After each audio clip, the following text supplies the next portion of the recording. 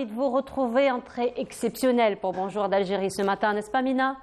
Magnifique. Magnifique.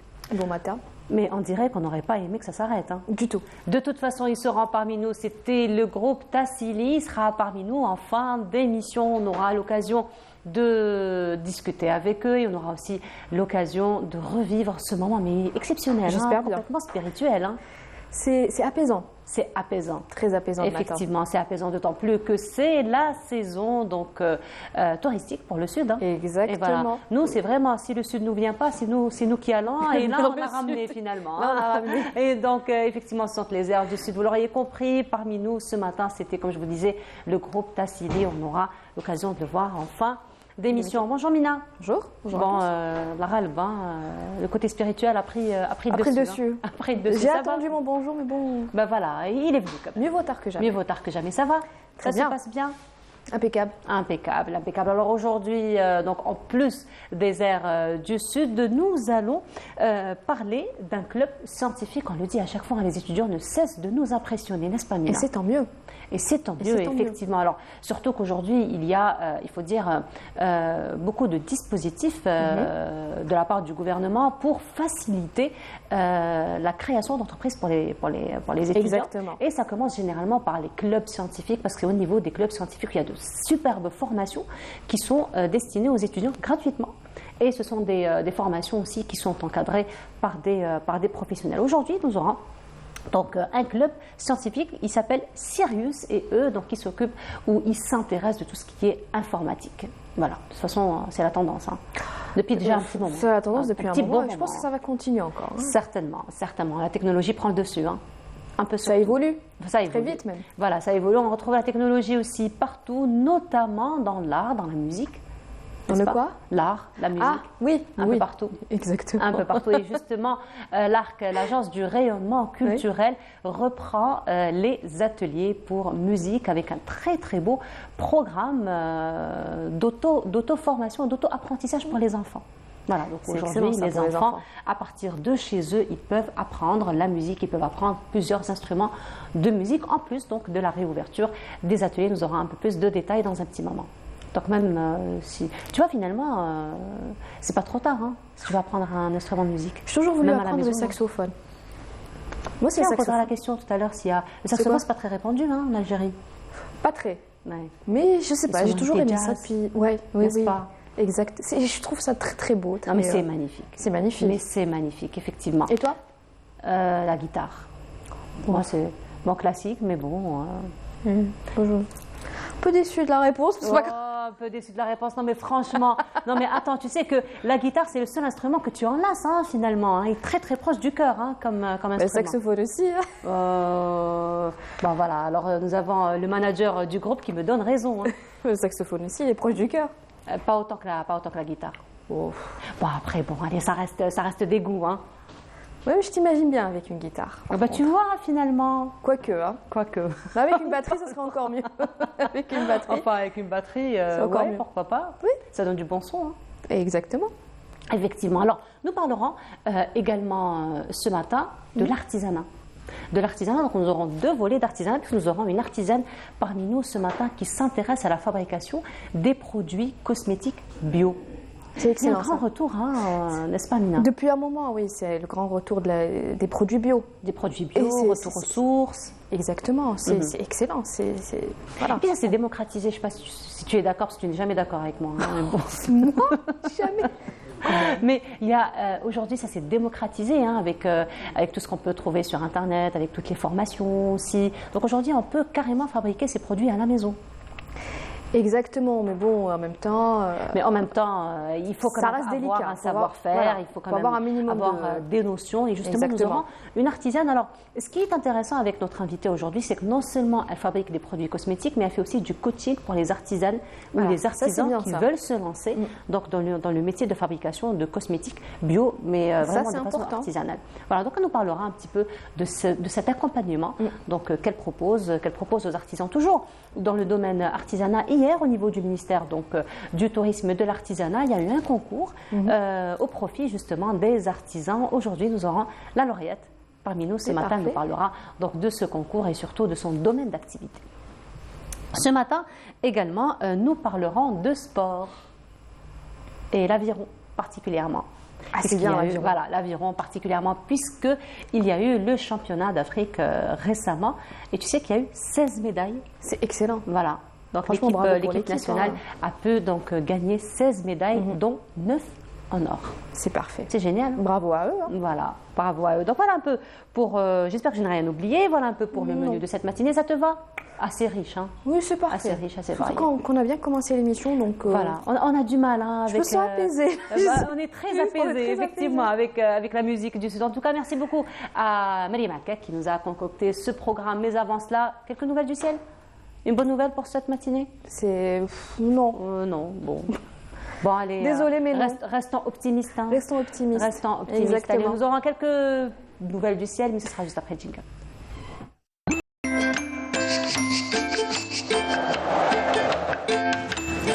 La météo vous est présentée par Mobilis. Mobilis, معاً نصنع المستقبل. Comme quoi l'effet de la musique tergui. Hein. C'est incroyable. Ça a un impact, mais alors... c'est terrible. Terrible, hein.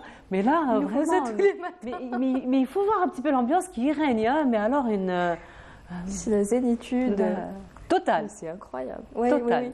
Voilà, on devrait demander à nos invités de nous accompagner en sourdine, hein, tout au long de l'émission finalement. Tout au long de l'émission et tous les jours. Et tous les jours. Et tous les jours. Tous les jours, finalement. Alors, donc on aura du soleil finalement, pas de pluie pour aujourd'hui. Non. Peut-être un petit peu le soir. Peut-être un petit peu le soir. Oui, mais mieux que rien. Hein. Comment? Je disais mieux que rien, même s'il y a un petit peu de pluie. Même, oui. Voilà. Bon, mais c'est surtout les enfants qui seront contents parce que c'est les vacances à partir d'aujourd'hui. Oui, bon, les enfants, oui, ils vont être contents, ils pourront sortir, profiter de leurs vacances. Mais voilà, bon, mais on espère quand même avoir de la neige, pourquoi pas, dans les hauteurs. De la neige dans les hauteurs et beaucoup de pluie aussi. Hein. Inch'Allah, on espère. Mais sinon, pour aujourd'hui, on va le découvrir. Allez, c'est à toi. Merci beaucoup. Rebonjour à tous, excellent réveil. Beaucoup de brouillard ce matin vers les régions intérieures, ouest, centre, ainsi que sur les Aurès. Un ciel dégagé peu nuageux, hein, à l'ouest et au centre, des passages nuageux. Assez dense parfois vers la partie est avec possibilité de quelques faibles pluies vers l'extrême est à partir de la nuit. Sur les régions sahariennes, beaucoup de soleil. Hein, le soleil restera dominant tout au long de la journée, du nord Sahara vers l'extrême sud, en passant par la Saoura, le sud-ouest Sahara central, le Gard et le Tassili. Les températures de cet après-midi, on notera sur la moitié nord 21 degrés à Alger, 21 également à Annaba, on notera 19 Tizi Ouzou, 15 degrés Constantine, Sétif, Batna, 14 à Tiaret, 21 degrés à Oran, 19 Gardaya, Hassim Saoud, 19 également à Ilizi, 20 degrés Tanarasat, Janet, 22 degrés Insalah et enfin 26 degrés à Bouadji Mokhtar et Ingezem. On passe tout de suite à l'état de la mer pour cet après-midi. On notera une mer plutôt calme, un peu agitée sur l'ensemble des régions côtières avec des vents entre 10 et 20 km/h à l'ouest du pays, entre 20 et 40 km/h sur le centre et enfin entre 30 et 40 km/h vers les côtes est. Encore une fois, excellente matinée et à tout à l'heure midi.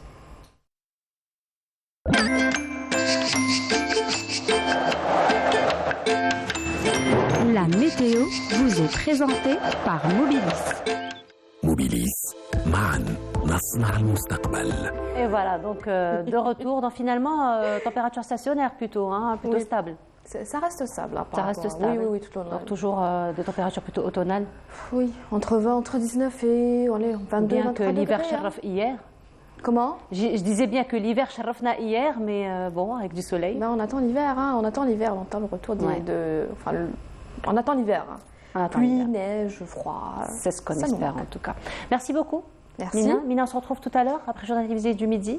Avec plaisir. Après celui du 19h. Tout à fait. J'ai pas pris mon café ce matin. Tant pis. Franchement, tant pis pour toi. Je comptais sur un petit peu de générosité. Je me disais peut-être qu'elle va me donner un petit peu de son café, mais bon, c'est pas grave. Non, je peux t'en offrir un. Mais pas le mien. Mieux que rien. C'est déjà pas mal. Je peux t'en offrir un, il n'y a pas de souci, il n'y a aucun problème. C'est déjà pas mal. Mais voilà, pas le mien. En tout cas, bon, c'est pas grave. Le plus important, c'est que tu m'en donnes. De toute façon, il est froid. Donc, Alors, ils ont bien compris à la régie qu'ici, il y a il y a un calme exceptionnel qui y règne. Et c'est la raison pour laquelle, aujourd'hui, on n'aura pas une pause musicale comme on a l'habitude de la voir, mais on aura une pause musicale ici même, donc sur le plateau, puisque nous allons inviter nos amis du groupe, donc Tassili, à nous interpréter peut-être un petit quelque chose. Allez, c'est à vous. Mina, on se retrouve tout à l'heure. Merci beaucoup. Allez, on se retrouve juste après.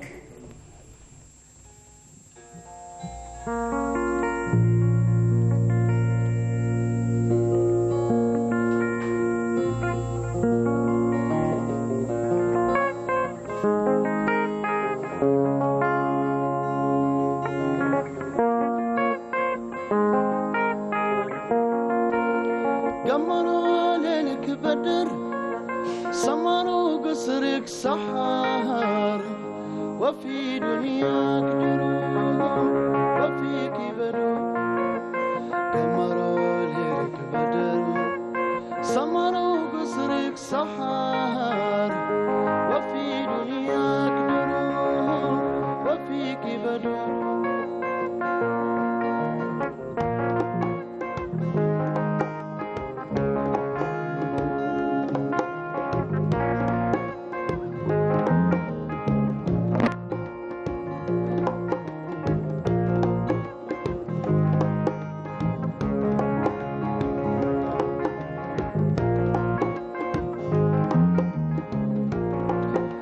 شفتوا العيون الخضر تدري ولو قلبي انقبر شفتوا ما مسطر نقطة وقف خطر شفتوا العيون الخضر تدري ولو قلبي انقبر شفتوا ما مسطر نقطة وقف خطر صاير شمعة بدر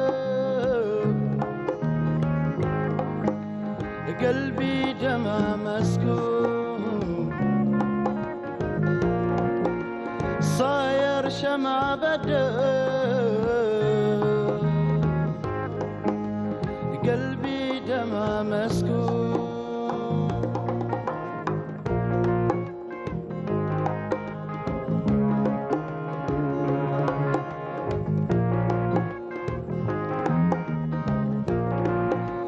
وين أنا وإنتي وين كنا نشوف القمر سهرانين الليل وين يا زمن وين أنا وإنتي وين كنا نشوف القمر سهرانين الليل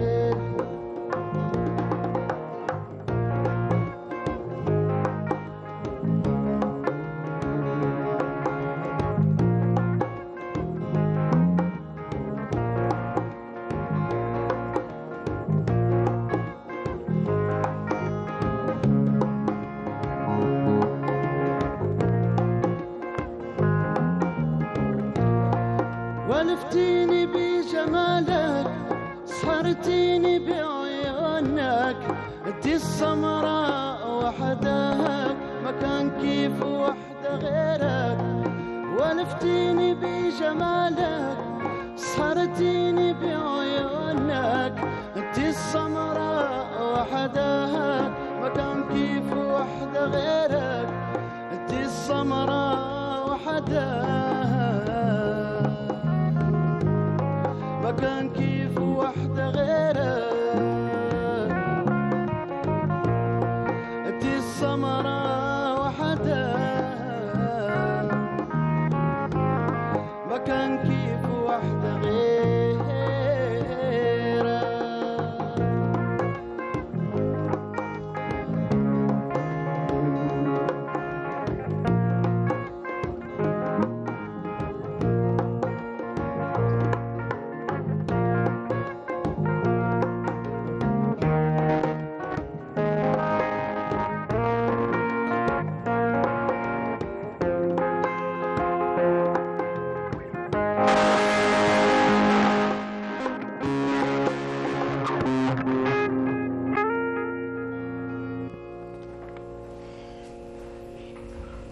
Véritable immersion, hein, il faut le dire, dans le sud algérien. En tout cas, merci beaucoup au groupe Tassili. Et superbe chanson. Vraiment, on n'a pas envie que ça se termine, hein, n'est-ce pas?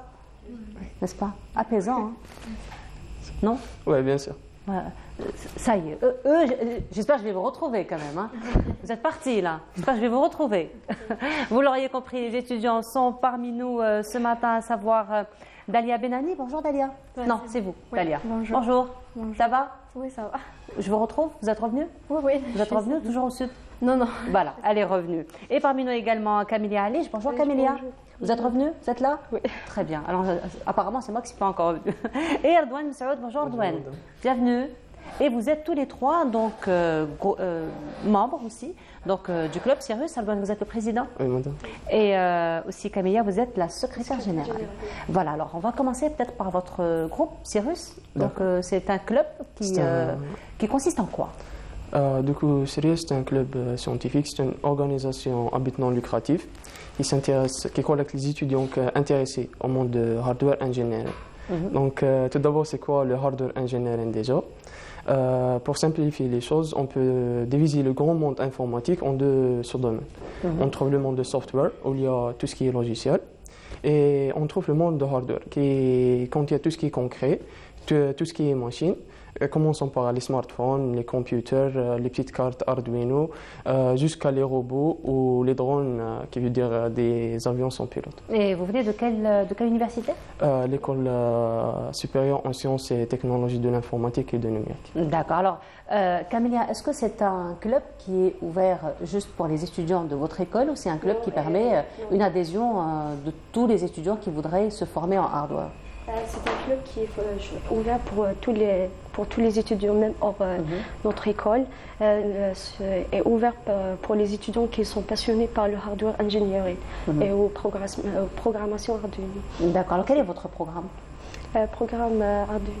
On peut faire le programme du club. Donc quelles sont les missions? D'accord. Le premier événement, c'est l'événement Rocket. Donc parmi nos événements, on a l'événement Rocket. Donc c'est une compétition dont le but est de réaliser une simulation à des satellites en intégrant des composants électroniques, l'Arduino et tout, sous forme d'une canette. Donc le système devra réaliser des fonctionnalités semblables à celles d'un satellite, à savoir calculer l'altitude, la température, émettre et recevoir des signaux vers des capteurs. Après, la canette sera projetée en l'air dans une pseudo-fusée. Ouais, ça, c'est sous forme de concours ou ça non, se passe comment? C'est un événement qu'on va faire à l'école. On compte le faire. C'est un hackathon beaucoup plus. Ah, d'accord. Chaque année, on organise notre projet annuel qui consiste, pour cette année, un exemple, on va essayer de réaliser une poubelle intelligente. Au lieu d'ouvrir la poubelle manuellement, on va intégrer des composants électroniques pour que le process soit automatique. Donc, il faut juste, au lieu de jeter vos déchets et ouvrir la poubelle, il y a un système qui va détecter qu'il y a des déchets. Juste, vous faites passer vos déchets à côté de la poubelle et puis la poubelle va s'ouvrir automatiquement. C'est parti loin l'intelligence artificielle. Ouais. C'est parti loin quand même. Ouais. Même on veut réaliser une petite voiture qui évite les obstacles et qui collecte les déchets jetés au sol. D'accord. En fait, là, je vois qu'il y a quand même beaucoup d'idées que vous voulez développer à travers votre club. Donc, il y a quand même de la création, il y a de l'invention. Est-ce que vous comptez par la suite inscrire donc toutes ces réalisations, avoir un brevet d'invention, par exemple, et chercher des sponsors par la suite, probablement pour démocratiser, pour permettre donc aux consommateurs d'acquérir un petit peu ces réalisations? Bien sûr, accueillir l'information, c'est pas difficile. Le plus difficile au monde de hardware engineering, c'est d'acheter le matériel, de trouver le matériel. Du coup, le problème le plus qu'on fait face, c'est de trouver le matériel, de trouver des sponsors pour acheter du matériel. Oui. Même on veut par la suite hoster l'événement. Alors c'est ce que nous sommes en train de voir? Exactement, c'est la poubelle intelligente. D'accord. Vous pouvez nous expliquer ce qu'on est en train de voir? Bien sûr. On trouve, en fait, il y a cette carte verte, c'est une carte Arduino. C'est juste, on peut revoir la vidéo s'il vous plaît au niveau de la régie? Oui. Allez-y, donc vous pouvez nous expliquer en attendant de voir la vidéo. On trouve une source d'alimentation, une carte Arduino qui contient le programme fait pour détecter les déchets. Et puis on trouve notre poubelle et les... Voilà. Ouais. Donc c'est la carte de laquelle vous êtes en train de parler? Celles qui ressemblent à des yeux sont des détecteurs. Détecteurs, exactement. Qui détectent qu'il y a un objet qui fait face à la poubelle et puis il y a Dans la poubelle, il y a un moteur qui va ouvrir. Donc, la carte Arduino va envoyer un signal de 5 volts au moteur qui va ouvrir la poubelle. D'accord. Et ça, c'est un prototype qui a déjà été réalisé ou il va être réalisé ou c'est le projet de cette année. Vous en êtes où dans le projet? En fait, ça fait un mois qu'on a créé notre club. Donc, le Welcome Day sera le mois prochain, donc avec le début de l'année 2023. On lance les inscriptions et puis on va faire quelques workshops et puis lancer notre projet annuel. Voilà. Alors justement, Dalia, on parle un petit peu de Camélia, pardon. Alors on parle un petit peu de workshops. Alors les workshops, ils seront encadrés par qui?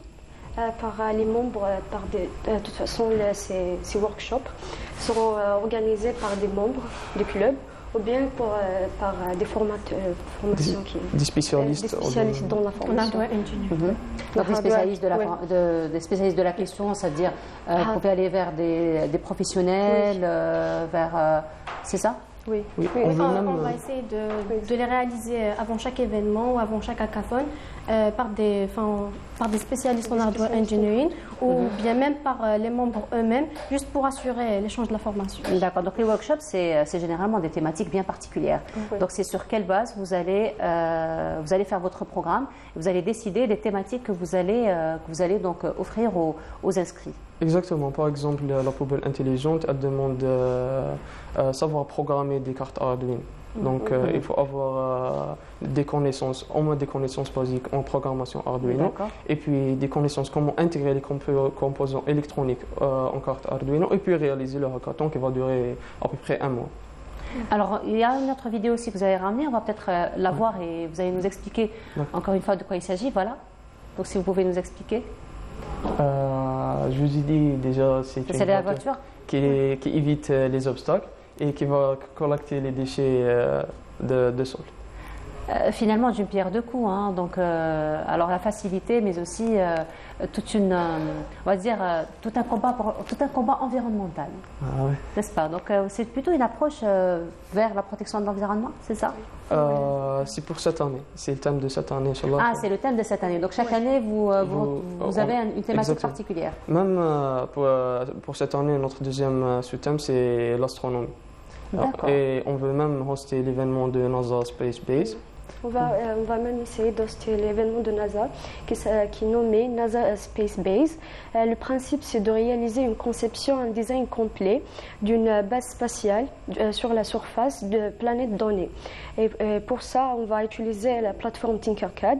Et la solution doit prendre en considération des réels problèmes tels que les habitants, la production d'énergie, la production de la nourriture et aussi la protection des radiations.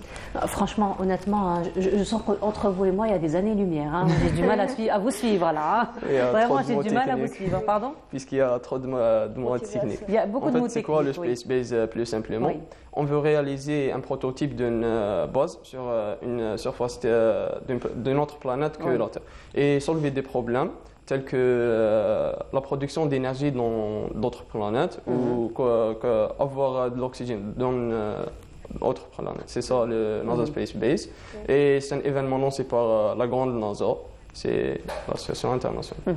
Alors Dalia, justement, apparemment, parce que vous m'avez dit que le club, il donne la chance à tous les étudiants qui veulent donc intégrer le club. Est-ce qu'il y a des conditions au préalable ou des recommandations comme ça au préalable ou même des compétences que l'étudiant doit avoir avant d'intégrer le club? Parce que là, c'est très technique. Hein, donc là, c'est très technique. On a comme l'impression que l'étudiant a besoin d'avoir des compétences avant d'intégrer le club.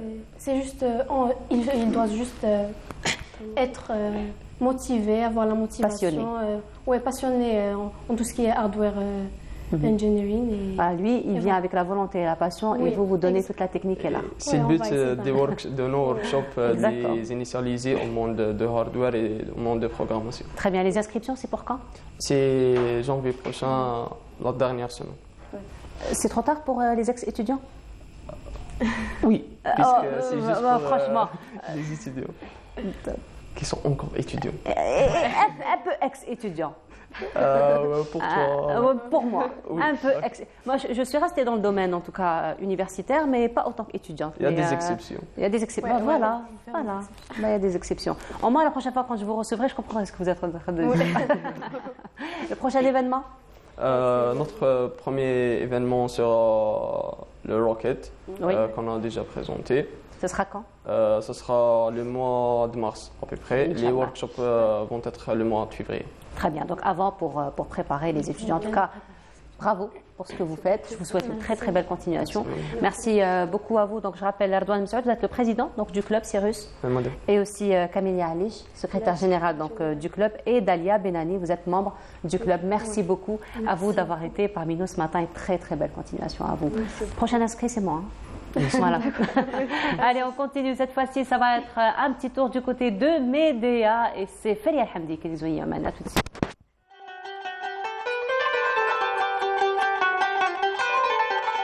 Nous sommes à Médéa, ancienne capitale du beylik du Tétri. Ici, la diversité des lieux touristiques et historiques de la ville ne manque pas et ne demande qu'à être explorée et exploitée. En se baladant à pied dans les ruelles tortueuses de la vieille ville, on a l'impression en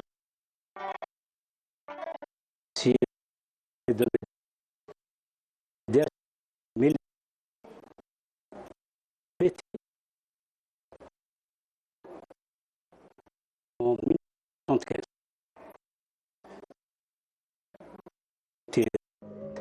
أساروا في ميدي ونساروا في ناية ما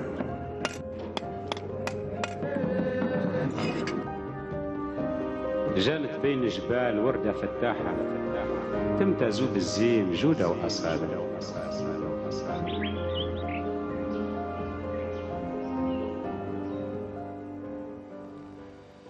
يا متروين جرنا دمائنا ويقدمينا جفت ضنائي جنت انت سكالين كره الناس الزغمانين مرهرين أرغمانين سرك الخال ويهكا زرعي الدور عن الدنيا بس تفهمي منت باش كل ما اتجاه الهين ما تصندس فيهن جنت جلت يا بلادي ربي على قدراك ما بالجبل تنادي صحراء من النخيل مطافس فالسند يلا بيتلام تنري موهبتنا وانتي سيستولام جنات انت سكالين رهنت الزغمانين جنات انت سكالين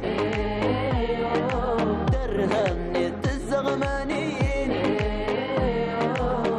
الذي انا نبغيك انت بقلبي اهواك ساكن في بالي ديما ديما اوه يا بلادي زينة اوه يا بلادي زينة اوه يا بلادي زينة ان شاء الله ربي يحفظك لينا نكنك وتننا ديسنز انا راه من الطاف سفوسيا نمدا اتجانت ديننا انت دغن وانا الطاف العاجنك صوتا سينجا جانتك اننا قصتي سنولا تسيلنا نتكن سافلا سنار دفي وتداوم مستان منك تسري وما كان اللي وصار الهان مغارن دليا اظن جنت ورق سلمتها.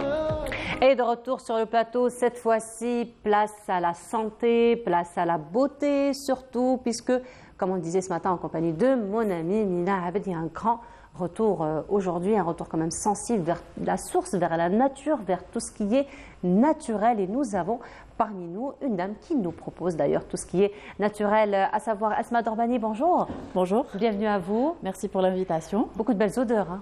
Merci. Beaucoup de belles odeurs. Merci beaucoup. N'est-ce pas? Tout à fait. Vous êtes gâtés dans votre atelier, j'imagine. Oui, la famille aussi. L'entourage, la famille, les amis. Tout à fait. Et puis même les clientes. Hein. J'imagine, je l'espère aussi, je l'espère. Voilà. Mais sinon, on est, j'ai envie de dire, apaisé par les bonnes odeurs, apaisé par le contact direct avec tout ce qui est naturel. C'est un autre monde. Il faut aimer. Voilà. Il faut aimer et si on n'aime pas ça... Ça ne peut pas se transmettre. Tout à fait. Voilà, ça comme tout autre métier d'ailleurs. Hein. Tout à fait. Comme tout autre métier. La passion est vraiment l'élément déclencheur. Tout à fait. Voilà. Tout à fait. Alors justement, vous êtes artisane, vous vous spécialisez dans la cosmétique bio. D'où vient l'intérêt pour la cosmétique bio? En fait, c'est une histoire. Réellement, pour moi, c'est une histoire. Ça remonte à 3 ans. On va dire que j'ai subi une petite allergie. C'était tout le corps et il fallait que je revienne à la source qui est le bled. Qu'est-ce qu'on doit faire? On doit remercier l'allergie? Oui, c'est ça. Quelque part. On va dire c'est un mal pour un bien. Voilà. Et je suis partie au bled. Ma grand-mère, elle m'a préparé un petit soin naturel. C'est à base d'argile. À base d'argile. De terre, l'huile de lentisque. Moi qui ai essayé toutes sortes de crèmes, même les plus chères, c'était une allergie sur le visage. Ouais. Et je ne pouvais même pas voir les gens. Et ça a donné un bon résultat au bout de 4 jours. Réellement, je n'ai pas cru. 4 jours, c'est quand même spectaculaire. Hein. Tout à fait. Et c'est là que c'est venu ma curiosité envers la nature, tout ce qui est bio. J'ai commencé à faire des recherches et j'ai sacrifié, moi qui viens d'un autre secteur, oui. En fait c'est un challenge, hein. Il faut y croire. Dans votre secteur, vous avez fait une conversion professionnelle. Et j'avais aucun doute. Pour moi, c'était, on va dire, soit je réussis, soit je réussis.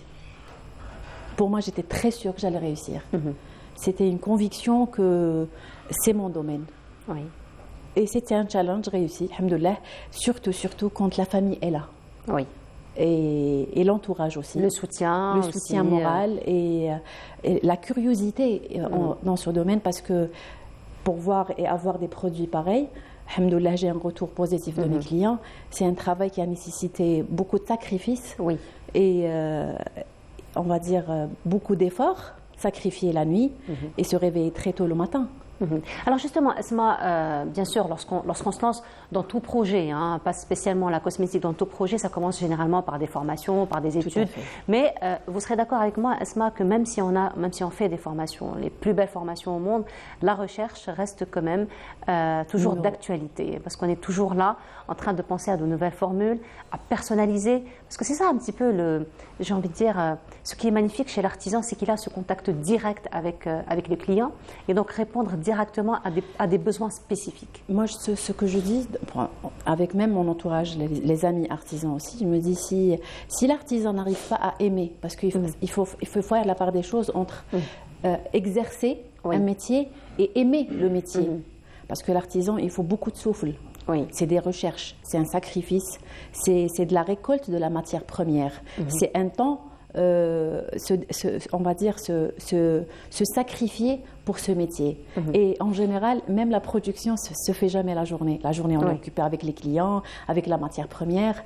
Et les formules, c'est toujours le soir, à 11h du soir. La vie porte conseil. C'est ça. Seul, avec les produits. Et c'est là. Et donc, ce sont des recherches, ce sont des formules personnalisées à chaque fois. Minimum. Une recherche minimum pour un seul produit, on aura pour 4 mois, 5 mois. Et aussi, sur tous mes produits, vous allez voir, c'est qu'il y a toujours des analyses laboratoires. Chaque produit, pour moi, c'est un nouveau-né. Et pour chaque produit, à la tammena. À la fin, avec la famille, oui. C'est vrai? Oui. Mais on est gâtés, mais alors... Franchement, la famille, elle est vraiment gâtée. Parce que pour moi, c'est des cobayes. J'en ai plein. Je commence par moi-même. De toute façon, c'est ce qui est recommandé. Hein. C'est toujours le panel personnel et après, on va vers les analyses. C'est un soutien moral qui aide l'artisan. Surtout, si il est nouveau dans le domaine. C'est là que c'est venu l'idée de faire un coaching en ligne pour les artisans. Moi, personnellement, j'ai fait des formations. Je suis passée, c'est des formations agréées par l'État pour avoir les agréments nécessaires, ainsi de suite, pour exercer et être en règle. Et à un moment donné, j'étais obligée de rester au bled. Le problème qui se pose pour nous, les artisans, c'est j'ai eu un petit souci pour la récolte de la matière première. Il fallait que je l'achète. Il a fallu que je travaille avec une entreprise de transport pour avoir ma matière première. Enfin, pour obtenir un produit pour la fabrication des savons. C'est m'est venu l'idée de fabriquer le savon, la base des savons. Mais à ce moment-là, je me suis dit, tiens, et mes collègues, ils font comment? Ils font comment pour la fabrication des savons? Moi qui, alhamdoulilah, je me dis, alhamdoulilah, j'étais pas dans le besoin. Mais d'autres personnes, je pense à mes collègues aussi, qui sont nouveaux dans le domaine. J'ai commencé à fabriquer la base du savon. Je fais la vente comme tous les artisans, comme moi. Mais la différence entre Bioskin et les autres marques, c'est quoi? C'est que Bioskin, elle fait du coaching en ligne. Ça veut dire l'artisan, il rentre en contact avec Bioskin, il achète la base du savon. À un moment donné, on reste en contact. Comment calculer le poids? Comment faire la commercialisation? C'est quoi les conditions légales pour être en règle vis-à-vis l'administration algérienne et pour obtenir un produit fini, en plus certifié. Voilà. Alhamdoulilah, j'ai des clients depuis 4 ans qui sont toujours là, ils sont satisfaits. Voilà, donc le coaching quand même, il reste très important. Hein, très important. Aujourd'hui, l'encadrement, parce que les formations, il faut dire aujourd'hui, il y en a beaucoup. Donc il y a beaucoup de propositions, mais après, choisir la bonne formation. Moi, j'ai étalé ce sujet au niveau de la chambre. Ce que je propose, c'est que les formations, elles sont là. La majorité des artisans, quand ils passent par les formations, c'est pour un seul but, c'est pour obtenir des formules. Mais les formules, si l'artisan s'intéresse réellement au domaine, il va les avoir sur le long terme. C'est le souffle que je parlais tout à l'heure. Mais à un moment donné, la procédure et comment faire du management et la commercialisation et la procédure pour être en règle, c'est le plus important. Comment récolter la matière première, comment avoir l'emballage. On a un problème énorme sur l'emballage en Algérie. Et il faut avoir des contacts. Ces contacts, on ne va pas les avoir au niveau de la formation. C'est le coaching que moi, je propose aux artisans. Voilà. Alors, le coaching donc, se fait en ligne. C'est un réseau, c'est une plateforme, ça se passe comment? J'ai ma page Facebook et la page Instagram. Même les clients me contactent sur plus Facebook. Et voilà, je prends rendez-vous avec eux par rapport au timing. Et je fais du coaching. Non seulement une fois il obtient la matière première qui est le savon de base, on se fixe 1 heure. Et non seulement j'informe le client qu'est-ce qu'il faut avoir comme matière, comme élément nécessaire, parce que c'est des éléments précis. On ne peut pas préparer du savon dans n'importe quel outil. Vous êtes d'accord? Ni dans n'importe quelle condition, ni n'importe quel dosage. C'est très important. Et moi-même, quand je fournis ma base, elle est accompagnée avec des analyses laboratoires. Non seulement pour me protéger, et non seulement en cas où le client se trompe sur la fabrication, je pourrais l'aider pour arranger le produit avant la finalisation et la commercialisation. Voilà, vous protégez aussi le consommateur, c'est très important. Au final, c'est le consommateur qui nous intéresse. Effectivement. Alors justement, le consommateur nous intéresse. Alors, Asma, par rapport aux produits cosmétiques, il faut dire que ces dernières années, il y a un retour. Donc on voit que les gens, il y a un réel retour. C'est très encourageant déjà pour les artisans, pour la nature déjà, sur le plan environnemental, sur le plan santé, mais aussi parfois, comme vous le dites si bien, nous avons des formations, donc on peut bénéficier de formules toutes prêtes, mais ce sont des formules parfois basiques, mais parfois ce sont des formules qui ne vont pas à tous. Et parfois même dans le choix de la matière première, on privilégie généralement quand on débute quelque chose qui n'est pas très cher, donc c'est pas vraiment la qualité qu'on va probablement mettre en valeur. Et donc pour le consommateur, lui, comment il peut, sur un produit artisanal, il peut, on va dire, faire la différence. Si je peux expliquer les choses comme ça, faire la différence entre ce qui est bon, ce qui n'est pas bon sur le plan artisanal. C'est la confiance qui remet à l'artisan lui-même. Ça veut dire, même nous, le premier contact avec le client, c'est la curiosité. Vous êtes d'accord? Mais ça, c'est quand on a l'opportunité d'être en contact direct avec l'artisan. Mais ce n'est pas toujours le cas. En général, si. Parce que l'artisan, il est là, il est présent au niveau des expositions, il est présent au niveau des réseaux sociaux. Ça veut dire même le client, quand il rentre en contact avec l'artisan, c'est par curiosité d'abord. Une fois il essaie le produit, il devient un client fidèle. Ça veut dire, et en plus on est nombreux et nombreuses dans ce secteur d'activité. Ça veut dire, c'est la qualité, et on est dans un terrain qui est rouge. Ça veut dire les artisans en savonnerie et cosmétiques naturels, ils sont nombreux et nombreuses. C'est que non seulement il faut travailler sur la qualité et travailler sur le packaging. C'est très important parce que le consommateur, il s'intéresse de plus en plus ces derniers temps par rapport aux produits naturels. Oui, il y a un grand retour. Il y a un retour énorme, énorme, franchement. Surtout quand on voit ce qu'il y a sur le marché. Voilà. Alors justement, par rapport, encore une fois, Asma, aux produits naturels. Alors les produits naturels, ils sont, on le sait, donc il n'y a pas mieux. Par contre, le seul inconvénient, je dirais, par rapport aux produits naturels, c'est un petit peu la date de péremption. Donc, ce ne sont pas des produits qu'on peut garder aussi longtemps qu'un produit commercial. D'accord. Donc, déjà, ça, c'est sur le plan concurrence, on va vers le produit commercial parce qu'on sait qu'on va le garder. Bon, bien que même le produit commercial, parfois, on dépasse la date prévue pour la consommation, mais ça reste quand même, j'ai envie de dire, il y a beaucoup de conservateurs, chose qu'on ne trouve pas. On a des conservateurs naturels dans les produits naturels et aussi le travail de l'artisan se base sur la production c'est du jour au lendemain. C'est du jour au lendemain. Voilà. Tout dépend les commandes et tout dépend la demande du client. Voilà. Donc ça reste un travail très personnalisé. Tout à fait. Et c'est la course contre le temps. Voilà. Parce que le client est roi. Et on n'a pas le droit de retarder les commandes. Ça veut dire c'est un timing bien précis. Un timing bien précis, mais sinon pour ce qui est de l'utilisation des produits cosmétiques bio par rapport à leur conservation. Oui. Comment on fait? La question. J'ai pas bien compris. Alors, je disais par exemple le produit cosmétique bio. C'est vrai que lorsqu'on l'achète chez l'artisan, on a parlé un petit peu de la qualité de la matière première, de la qualité de la fabrication, de la qualité du packaging, mais surtout aussi la qualité de conservation. Oui. Donc, on sait par exemple qu'il y a certains produits qu'on ne va pas mettre dans un endroit où la chaleur est très élevée, humide, chose que le consommateur ne prête pas vraiment attention une fois qu'il acquiert le produit. Donc, quelles sont les recommandations aujourd'hui à donner à un consommateur qui se convertit vers ce qui est naturel? En fait, les savons, c'est toujours utilisation visage et corps. Ça veut dire l'endroit de l'utilisation, c'est la salle de bain, vous êtes d'accord. Pour tout ce qui est shampoing, là, on a un shampoing naturel. Il y a des produits, il y a des conservateurs naturels qui sont dans les rajouts du shampoing. C'est normal, on ne va pas citer pour ne pas faire de la publicité. Mais tout ce qui est crème, c'est toujours à usage frais. À usage frais. Tout à fait. Voilà. Donc ça reste quand même des recommandations très importantes. Oui, bien sûr. Les produits naturels, il faut laisser toujours dans un endroit frais. Voilà, c'est ce qui est intéressant justement de rester en contact direct avec l'artisan. C'est pour pouvoir avoir ce genre de conseils qu'on n'a pas avec. Déjà.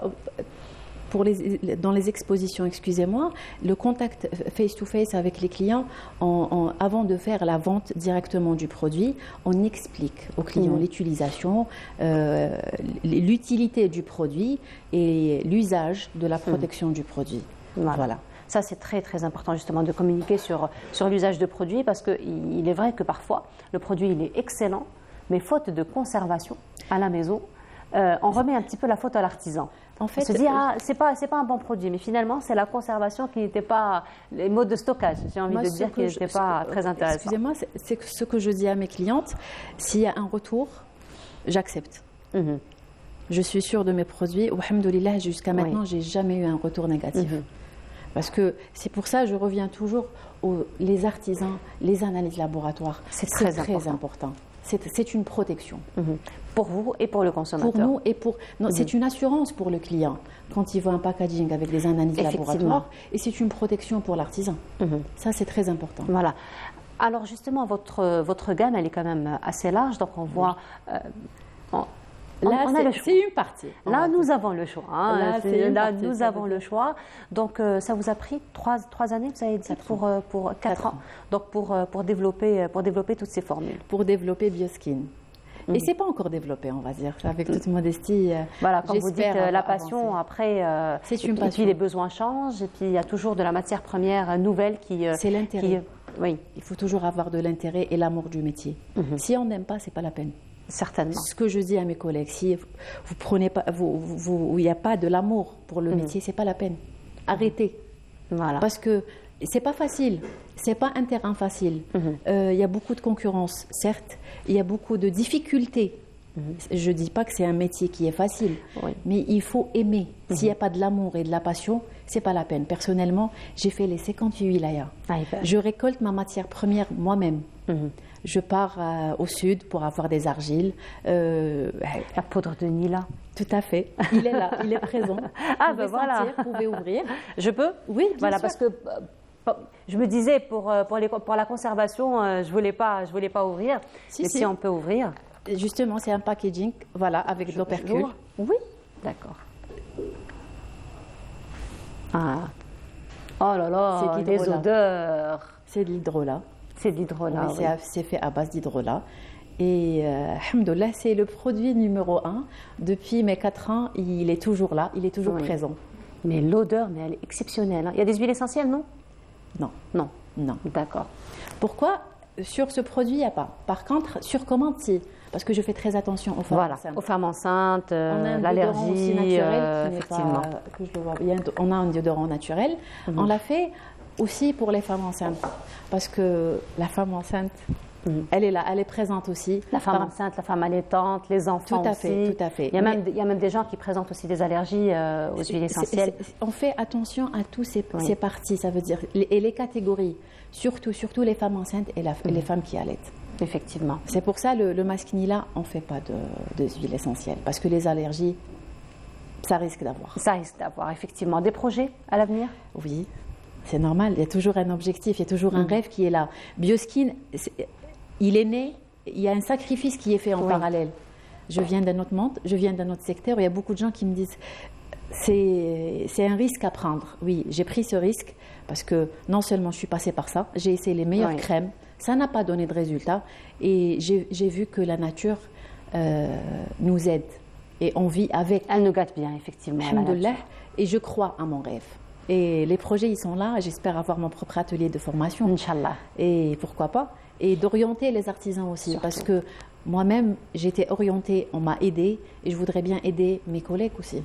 Certainement. En tout cas, on vous souhaite une très très belle continuation dans tout ce que vous allez entreprendre. Merci pour l'invitation. Marhaba bik, et bravo pour ce que vous faites.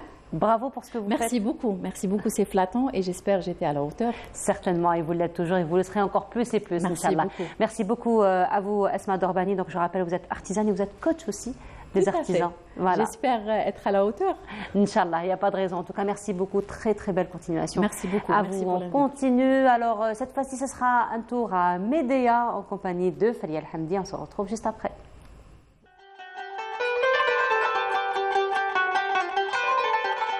Nous sommes à Médéa, ancienne capitale du beylik du Tétri. Ici, la diversité des lieux touristiques et historiques de la ville ne manque pas et ne demande qu'à être explorée et exploitée. En se baladant à pied dans les ruelles tortueuses de la vieille ville, on a l'impression d'avoir pris une machine à remonter le temps. Si on doit parler de Médéa, Médéa c'est une ville millénaire. On a fêté la 1000 années en 1975. C'est une ville qui a été refaite au 9e siècle par Ziri ibn Mened, au même titre que Méliana et Alger. Nous le retrouvons aujourd'hui à la Casbah de Médéa. C'est une ancienne ville. Si on doit voir l'architecture de la Casbah de Médéa, elle ne diffère pas trop de celle d'Alger et de Gardaya.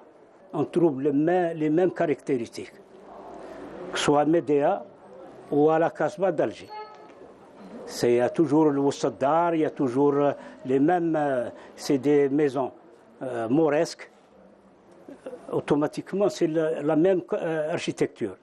Même en ce qui concerne les familles, c'est des familles regroupées. À l'époque, c'était les familles patriarcales. Il y avait toute une famille qui habitait la même maison. Un aqueduc d'époque romaine, Bab el-Kouas, dont une partie a été démolie par l'armée française pour faire un passage aux alliés américains en 1938. Bab Laqwas, c'est le quad, c'est les colonnes. Et là, on transportait l'eau à travers le quaduc, l'eau potable, jusqu'à la caserne romaine. La source se situait à Ain al-Araïs, sur les hauteurs de Médéa, un peu pas plus loin que Tibhiri.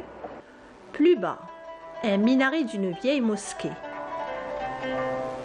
Un peu plus loin, un palais ottoman abritant Dar al-Amir Abdelkader avec sa magnifique architecture. Un lieu qui enchante les visiteurs.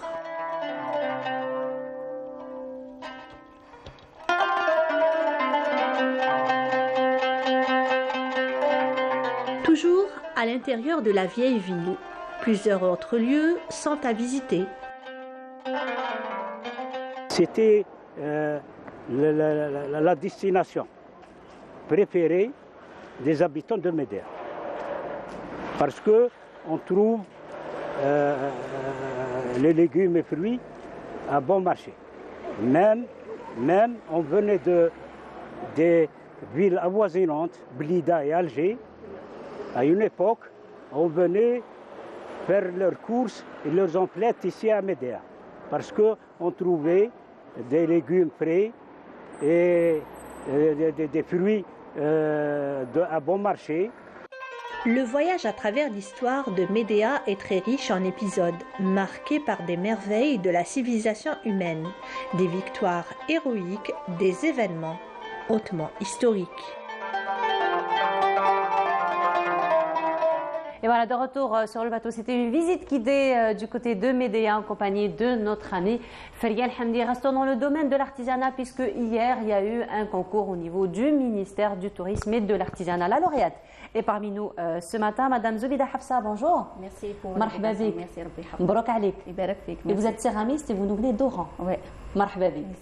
Et par la même occasion, un très très bel événement culturel, musical du côté donc, de l'agence algérienne du rayonnement culturel, puisque l'agence relance donc, les ateliers de musique. Nous en parlons ce matin en compagnie de Madame Ibtissam Mohamed Lagra. Bonjour. Bonjour. Bienvenue à vous. Merci. Et vous êtes la représentante donc, de l'agence algérienne du rayonnement culturel. Pour le rayonnement culturel. Voilà, vous travaillez en collaboration avec une très très belle association, n'est-ce pas, représentée ce matin par Madame Leila Assès. Bonjour. Bonjour. Et vous êtes donc la coordinatrice d'Elia Art Foundation. Oui, tout à fait. Voilà, un très très bel événement. Nous allons en parler dans un petit moment, mais Hafsa, je reviens à vous. Oui. Alors, donc c'est un concours auquel vous avez pris part, c'est ça? Oui. Donc parlez-nous un petit peu de votre participation. J'ai déjà participé 2 fois auparavant, au stade la finale, où la chance m'a tourné. C'est-à-dire, pourquoi pas parce que persévérance, il faut. Voilà, il faut toujours regarder avec l'espoir. C'est-à-dire, pour te dire, des fois, c'est vrai. J'étais la seule. Déjà, je suis très heureuse, surtout pour Oran, parce que c'est la première fois que le prix national de l'artisanat, ou pour toutes les artisans d'Oran, parce qu'on n'a pas eu déjà la chance de gagner le prix. Alors, Hafsa, vous êtes dans quel domaine? Je suis céramiste. Céramiste. Voilà, ça fait plus que 35 ans. J'ai débuté quand j'avais 18 ans, j'étais jeune, j'ai déjà fait le lycée. J'avais déjà une sœur qui est céramiste, qui a un atelier اللي هي مايشنا ودخلت عند لو بريمي céramiste في لوراني سي بالقاسم أنيت حملات الله يشوف فيا جو ريميرسي بوكو وعندي ثاني une sœur تخدم معايا ثاني pour le moment c'est-à-dire كاع la famille في la céramique. Donc le prix Hada c'est pour toute la famille. Pour toute la famille, oui. Finalement. C'est ça, oui. C'est pour toute la famille. Alors on est d'accord que la céramique est parmi le travail artisanal qui est resté authentique. Hein. Voilà. C'est vraiment le travail qui ne s'est jamais démodé. Oui. N'est-ce pas? وهي كيما باغ اكزومبل هنا في السونتر ولا كاين بزاف لي سيراميك بصح حنا في وهران ما كانش جو بونس كو سوي لا سول كاين 2 ولا 3 بيرسون في لا سيراميك باسكو فيه الفو واحد يروماركي روحها صدير ديري تكوني مميزه ما تكونيش كيما لي زوط ديري ان اوتر ستيل كيما باغ اكزومبل انا لو ستيل تاعي انا نخدم الحاجه تراديسيونيل بصح فيها ان توش مودرن جيم با نقعد توجور في لو كلاسيك. Voilà. Alors justement, nous avons quelques images de la remise des prix d'hier. Donc on pourra le voir. Alors on va le voir dans un petit moment. Voilà, donc nous sommes en train de voir les images. Bon, vous ne pouvez pas les voir, hein, l'écran est derrière vous. Voilà, donc nous sommes en train de voir. Dites-moi, vous l'avez vécu comment, le moment d'ailleurs? C'était vraiment chaleureux parce que surtout, l'année passée, j'ai pris le prix international. C'était le Salon international de la femme, de la création de la femme, sa femme. بصح حاجه nationale, je ne sais pas, c'est autre chose, c'est des sentiments vraiment parce que une appartenance. Voilà, un charme particulier. حاجه particulière, non, surtout هذا العام parce que j'ai passé des moments difficiles parce que j'ai perdu mon père. C'était parmi les admirateurs تاعي, c'était vraiment هو اللي vous encourage. vraiment بصح هو ولا ما مير الله يرحمها.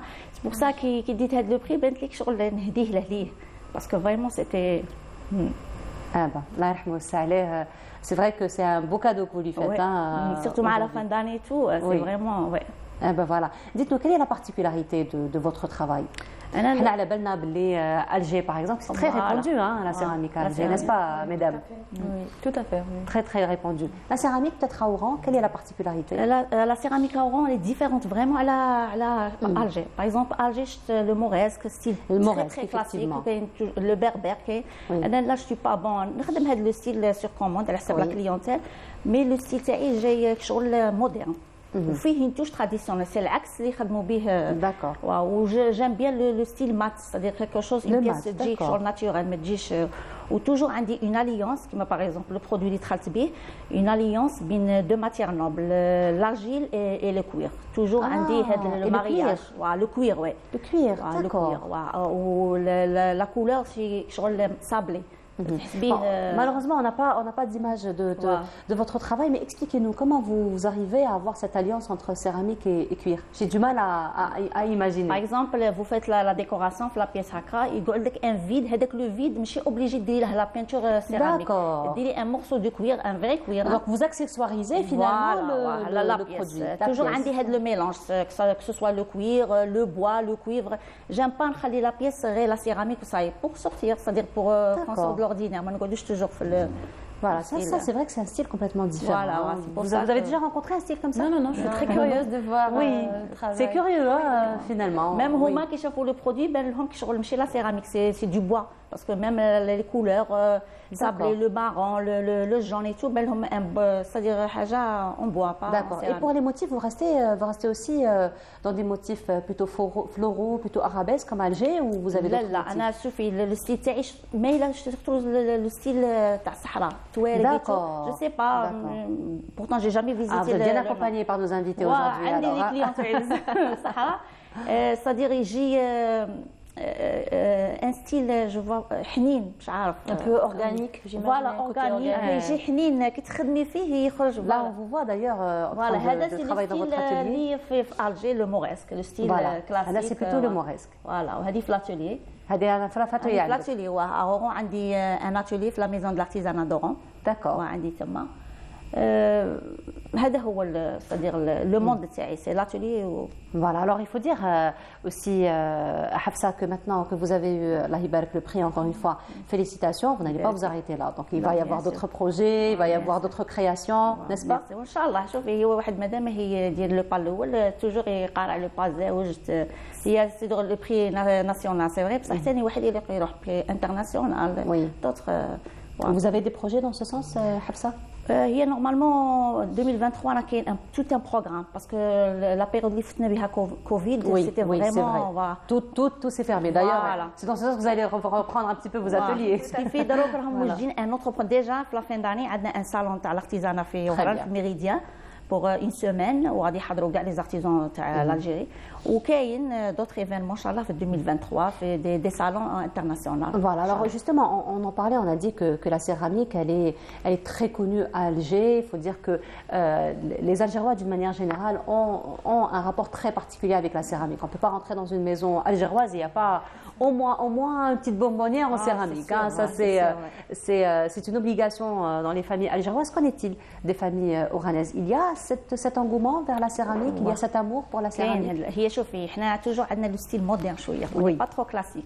بون كاين دي جون زعما بارتيكولير, مي كيما باغ اكزومبل كي تشوفي في ان اندروا كاين ان سيراميست واحد ولا دو, C'est vrai, c'est un art égoïste, je te dis, parce que dans les films 90, c'est un art égoïste, ça fait côté positif. Égoïste, c'est-à-dire que tu te dans les films, tu ne Ah oui. Par rapport c'est un peu comme tous les arts. Hein. Une fois dedans, on ne peut plus sortir. On ne peut plus sortir. Ça, voilà. la céramique, elle est en train de confirmer. Oui, c'est vrai, ça fait un bien de fou. Voilà. C'est حاجة مش عارف bon كل واحد والدومين تاعنا فنهضرك على السيراميك جو سي بصح كيما باغ اكزومبل لا سيراميك حنا لا فامي الجيريان elle est obsédée بلا سيراميك كو سوا في لا ديكوراسيون ولا في كيما باغ اكزومبل مواعين يسوا هاد الصوالح تروح باغ اكزومبل لي صالون ولا تقول لك كون نشري غير حاجه تاع فخار ولا تاع خزف سيراميك وما ندخلش خارج بصح سي كلاس تسكيلوني مدام لا سيراميك سي كلاس ويدخل على بالك كيما نقولوا حنايا بالوهرانيه يناقر لي برودوي انترناسيونال صدق كي تروح لا سيراميك في لي صالون انترناسيونال جو دي با le succès qu'il a. Le succès, oui, bien sûr.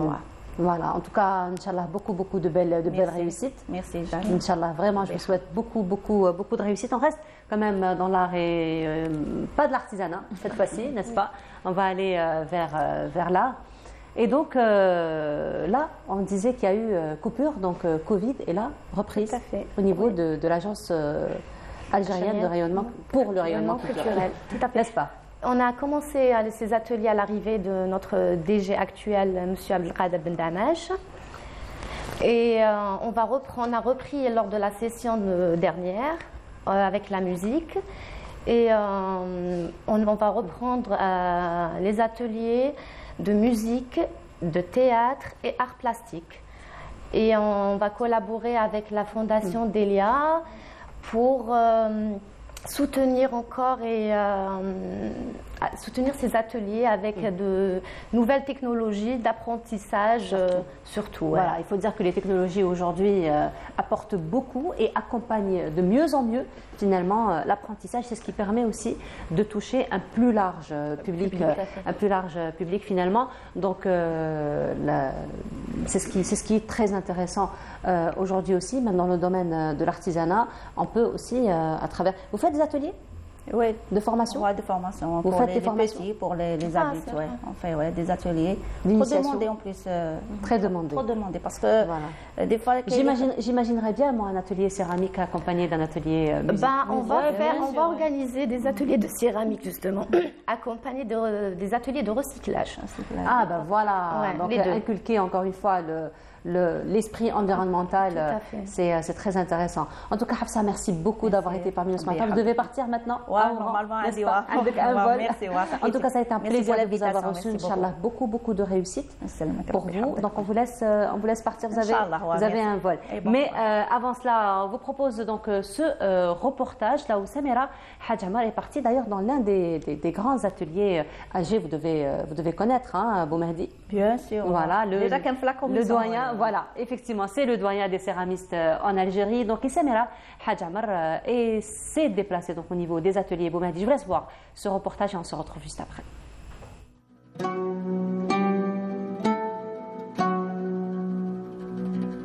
On dit qu'entre le bleu du ciel et le bleu de la mer, il y a le bleu de Boumehdi. Boumehdi, un nom de famille d'artistes et un patrimoine algérien profondément méditerranéen, un nom gravé en lettres d'or, étant les précurseurs de l'art du feu, la céramique en Algérie, grâce à Mohamed le Père. Nessima fait partie de la 4e génération et c'est presque naturellement qu'elle a emprunté la route des beaux-arts. Sa fibre artistique, elle l'a héritée d'abord de son grand-père, puis de son arrière-grand-mère. Il faut savoir que c'était une tisseuse. C'est un métier séculaire très honorable pour moi et c'est un métier très noble et de ça, il faut savoir aussi qu'elle faisait elle-même ses pigments de couleur. Donc elle était artiste en un sens et c'est elle qui a peut-être aussi développé cet héritage artistique.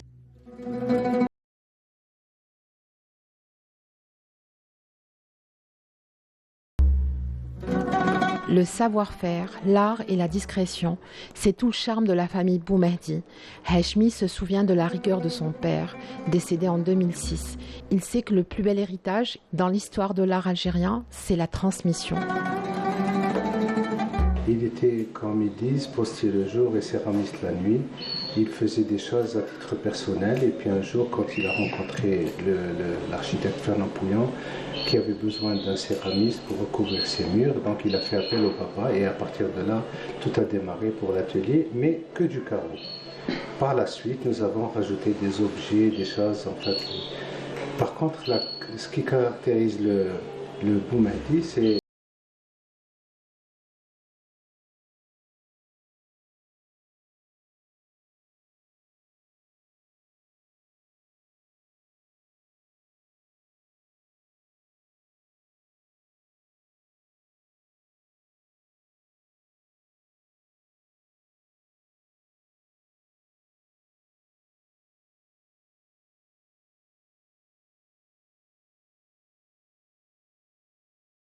J'ai travaillé avec lui 25 ans. 25 ans. Et puis il était mort. Mais j'ai commencé, j'ai terminé le travail dans le même atelier. Elle m'a amené les dessins avec le crayon, le dessin avec le noir. Elle m'a donné, elle a amené les couleurs, comment faire les couleurs, comment dessiner, comment faire un motif.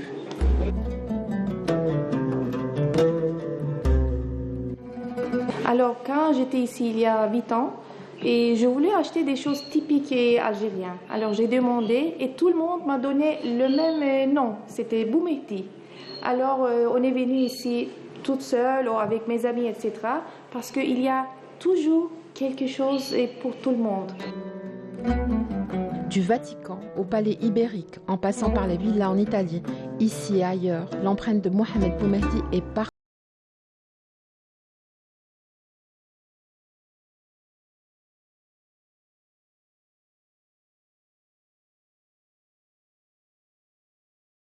Et voilà, de retour sur le plateau, c'était donc un reportage de Samira Hadjamar, elle qui s'est déplacée au niveau des ateliers de céramique de Boumehdi. Et nous étions justement, juste avant de lancer le reportage, on parlait de cette réouverture donc, des ateliers d'art, de musique. Et c'est justement en coordination avec votre association, n'est-ce pas? Oui, une fondation. Une fondation. La fondation Delia Art.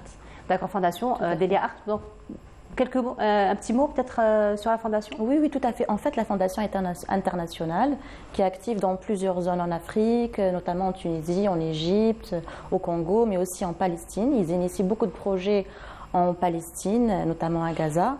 Et le projet Creative Corner, dont je suis en charge en Algérie, est pensé en fait, est conçu pour un peu éloigner les enfants de l'utilisation, on va dire, périlleuse des réseaux sociaux et d'Internet. C'est un outil, un réel fléau. Absolument. C'est vraiment une arme à double tranchant. Tout à fait.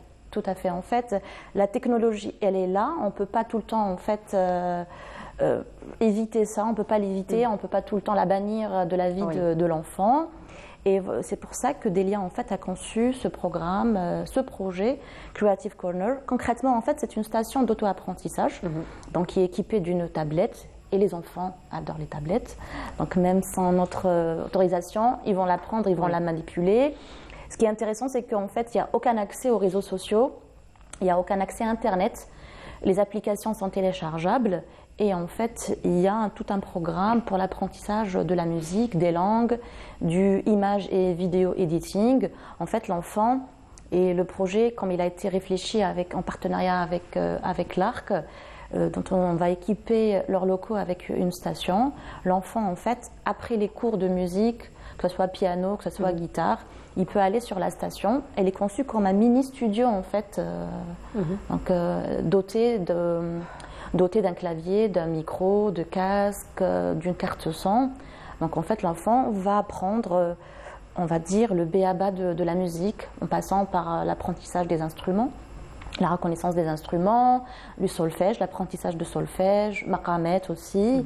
Et aussi, petit à petit, il va commencer à créer son projet musical en passant par l'editing d'une vidéo, d'une photo. Il peut même fabriquer concrètement son petit album ou son single. L'idée aussi, c'est les intéresser à ce type d'outils, mais sans qu'ils aient à se connecter sur Internet et avoir tous ces dangers liés à Internet.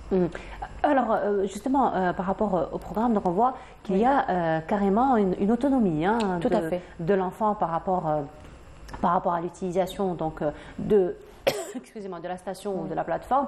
Donc c'est carrément une autonomie. Donc l'enfant arrive carrément, donc on le comprend, à réaliser probablement son allemand. Est-ce qu'il y a un encadrement préalable par rapport à ce programme, par rapport à la station? Oui, oui, tout à fait. En fait, oui, elle est conçue pour être en auto-apprentissage.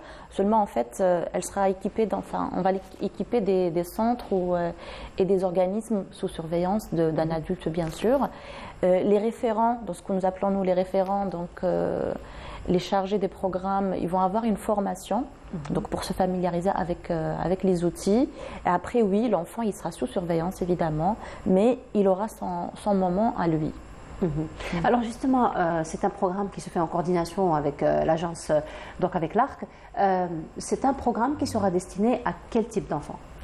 Pour le moment, on va mettre la machine à disposition aux enfants qui vont s'inscrire aux ateliers de musique. Le prof, il sera là. Ils vont apprendre les instruments, la guitare, piano, violon et percussion.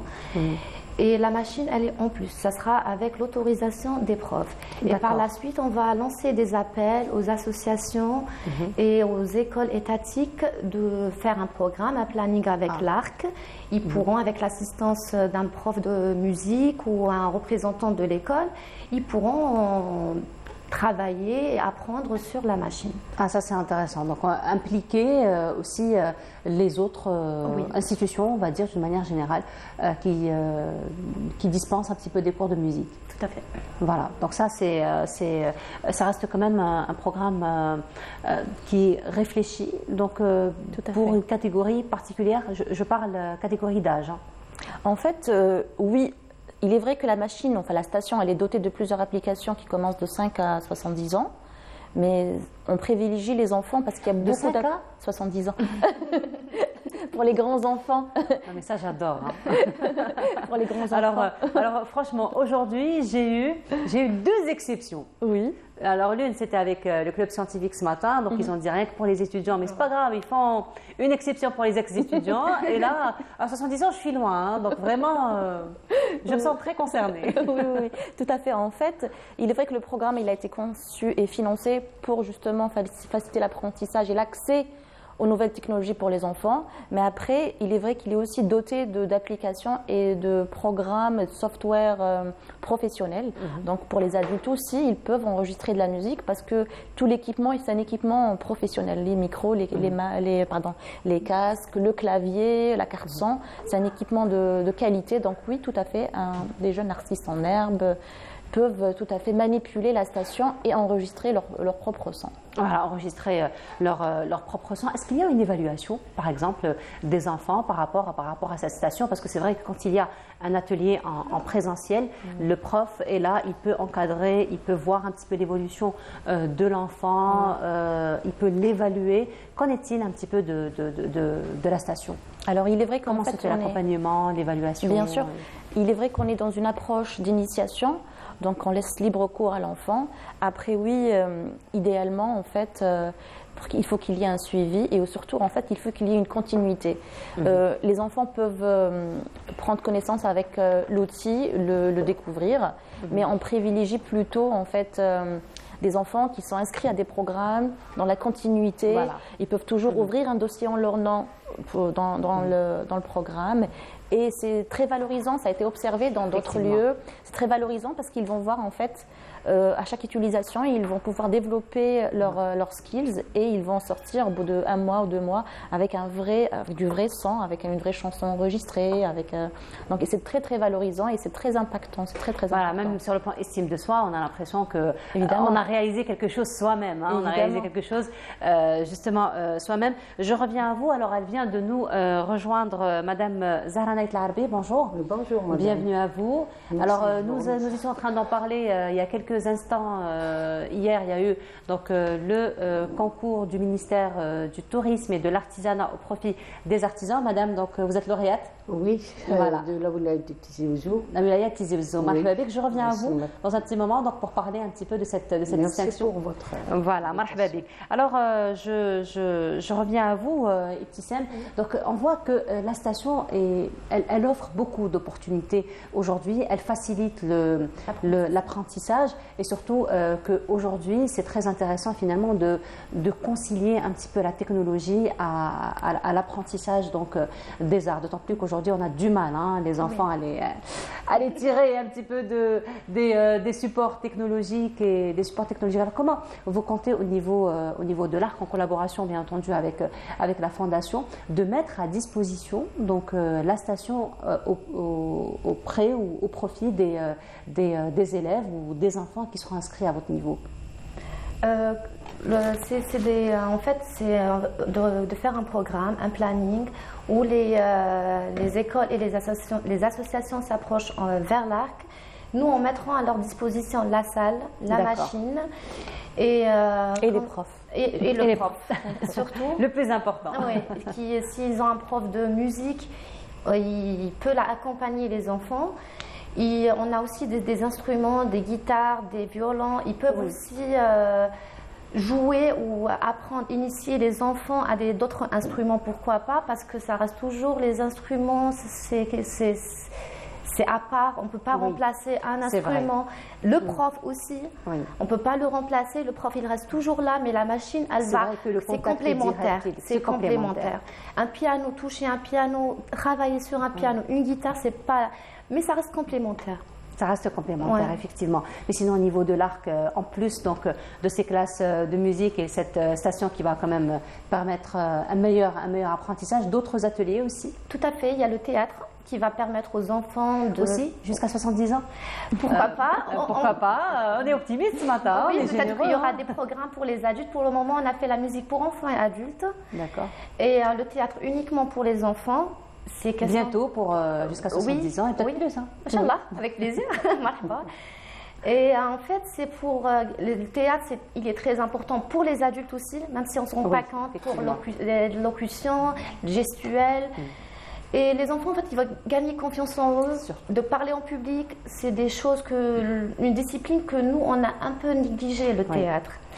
Et il y a aussi l'art plastique, donc il va y avoir le dessin et peinture, un atelier à part, et céramique, et le recyclage aussi, d'apprendre les enfants à ne pas jeter, à avoir inculqué la responsabilité environnementale surtout. Tout à fait, surtout ça. Mais sinon, vous me disiez, vous avez une association, une association dédiée aux enfants autistes. Ils font un travail remarquable à votre niveau. Oui, ils font aussi de la céramique, ils font des belles œuvres.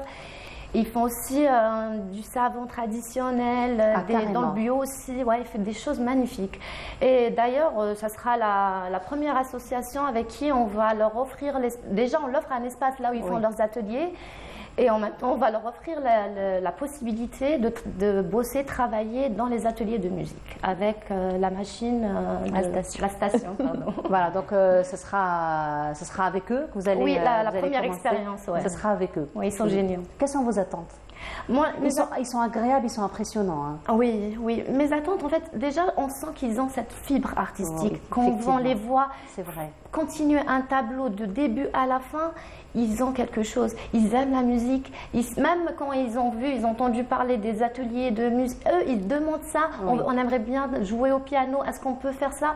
Donc, on va leur donner l'occasion à cette association de travailler, de profiter de l'espace et des instruments. Des instruments aussi. Alors, je reviens à vous, encore une fois. Leïla, au niveau de la Fondation, donc vous avez développé cette station qui est spécialisée dans la musique. Donc, on a dit ça va beaucoup apporter à l'enfant sur le plan facilité de l'apprentissage.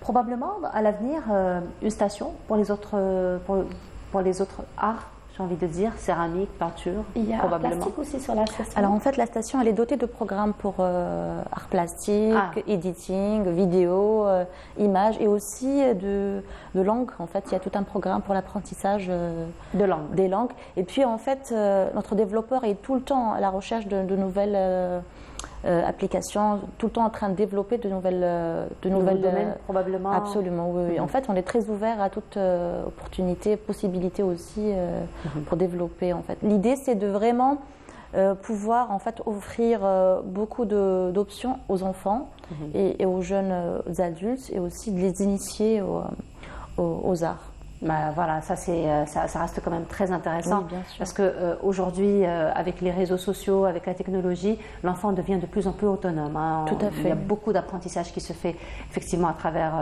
les plateformes, à travers les réseaux sociaux, et pourquoi pas donc les plateformes mieux encadrées. C'est ça. L'idée, en fait, c'est de canaliser, en fait, on va dire, ces sensibilités, ou canaliser aussi ces champs d'action. Parce qu'en fait, ça peut très vite aller vers le très néfaste. En fait, un outil. Je pense que nous, étant jeunes, moi j'avais accès à 1 heure, je pense, par jour à l'ordinateur sous haute surveillance, donc des parents. Et je vois en fait avec mes petits cousins et tout que en fait ça a complètement changé. Ça a complètement finalement pris tout leur temps. C'est ça, c'est ça. Et on le dit pas, je pense, assez. On le dit pas souvent, mais je profite en fait de cette petite parenthèse pour parler vraiment des effets néfastes de l'accès en continuité aux écrans, notamment pour les tout petits. En fait, de nos jours, en fait, les pédopsychiatres parlent d'une interdiction totale de 0 à 3 ans, et puis vraiment avec parcimonie. 0 à 6 ans pour certains. Oui, 6 ans pour certains, et puis ça va être vraiment introduit avec parcimonie pour partir de 6 ans. Ça, c'est vraiment l'accès direct à un écran. Au-delà de ça, en fait, une fois qu'il est un peu âgé, il a 6 ans, 7 ans, 8 ans, où il peut vraiment passer du temps sur l'écran, mais le danger, c'est d'aller à gauche, à droite et tomber sur des sites qui sont très néfastes pour son développement cognitif. Voilà, effectivement. Et donc, il n'y a pas mieux que de revenir un peu vers la nature. Tout à fait. Voilà. Et puis, concilier la technologie à la nature, parce qu'aujourd'hui, c'est vrai qu'on ne peut pas faire une rupture entre ce qui se fait dans la société, mais plutôt rendre les choses, on va dire, plus jalonnées. Voilà, exactement, mieux encadrées. Je reviens à vous, Madame Zahra Naït Larbi. Donc, vous venez de Tizi Ouzou et vous êtes lauréate de ce concours. D'abord, félicitations. Merci beaucoup. Félicitations pour tous les artisans qui ont eu ce prix. Et c'est pas facile à décrocher. Parmi les 57 wilayas, la participation a dépassé 260 artisans. Alors, la sélection nationale finale, c'était finalement 6. 3 à Tizi Ouzou. Ils ont eu du mal, j'imagine, la sélection pour sélectionner, parce que les artisans font un travail remarquable. Il faut d'abord, un artisan, il faut qu'il fasse ses recherches. D'accord, il y a des artisans, ils font ce travail pour se nourrir, pour vivre, pour se permettre à gérer leur vie quotidienne.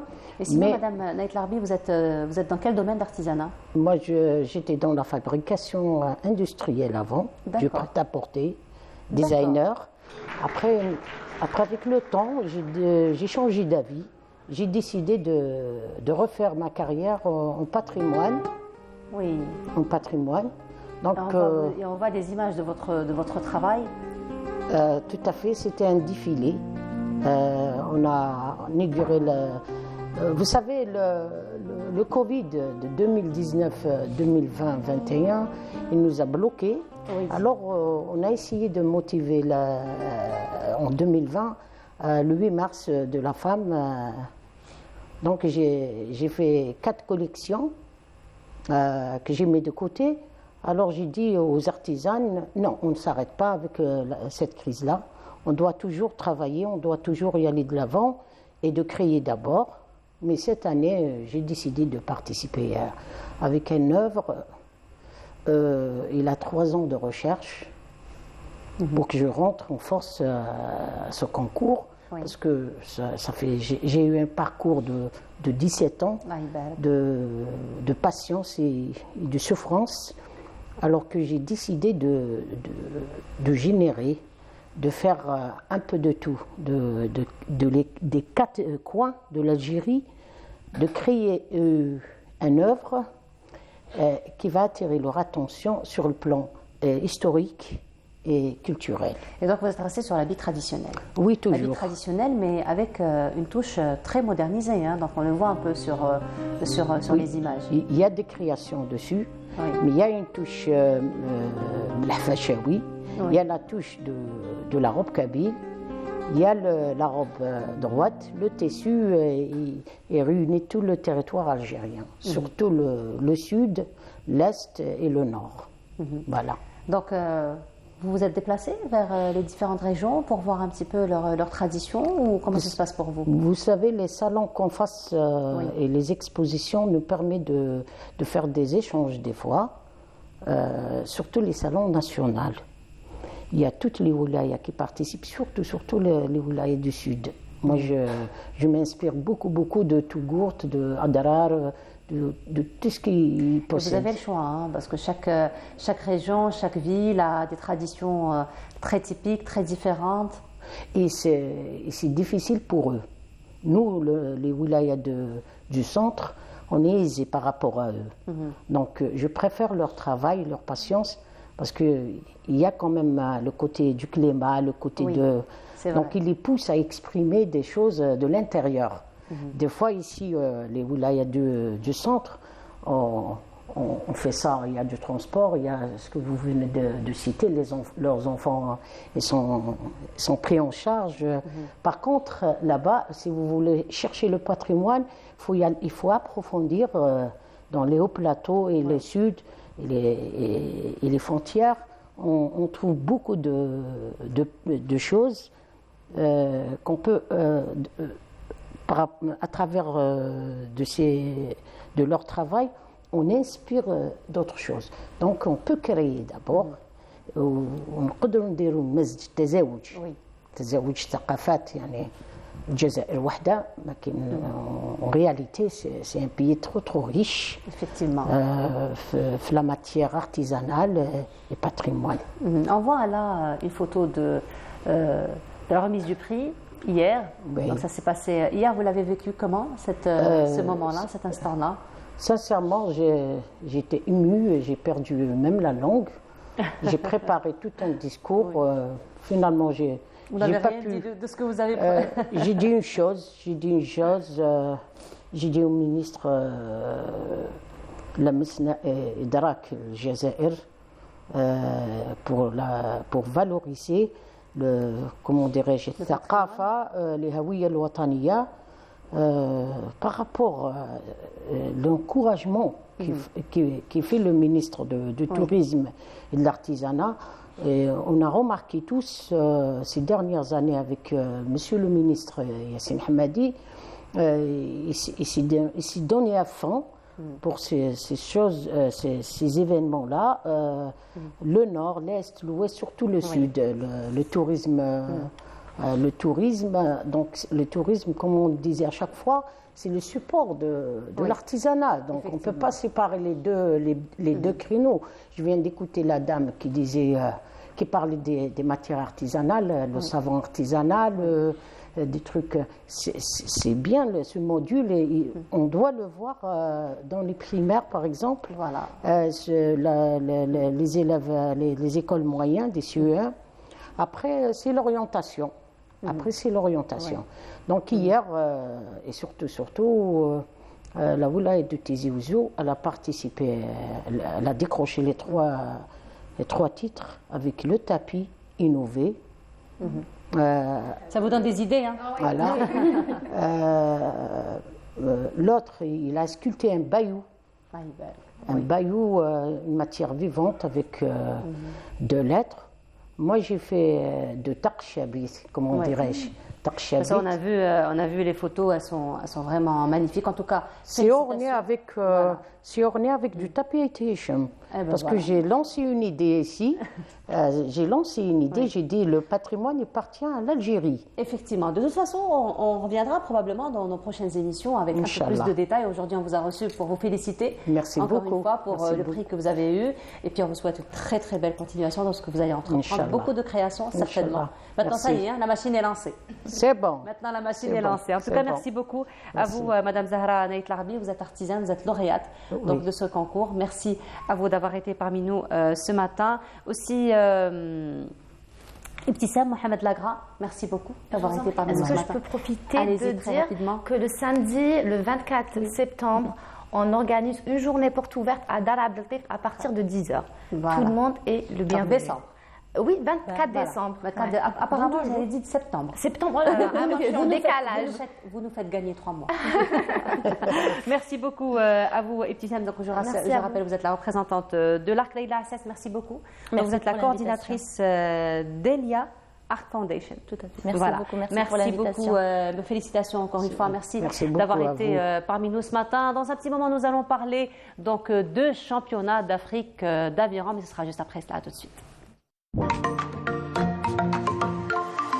Il nous a toujours été rappelé que le sport est bon pour la santé.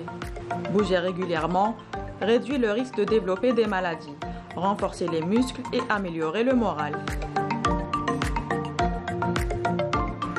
Déjà, le sport en général, il est fait pour accompagner la personne pour le bien-être et son stress. En général, on a la cardio-musculation, on a la crossfit, on a la fitness. La seule différence, c'est que la cardio-musculation, c'est un sport individuel.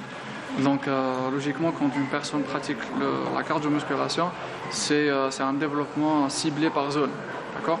Mais quand on parle sur le crossfit, c'est un sport complet. Faire l'haltérophilie, faire la gymnastique et faire le cardio.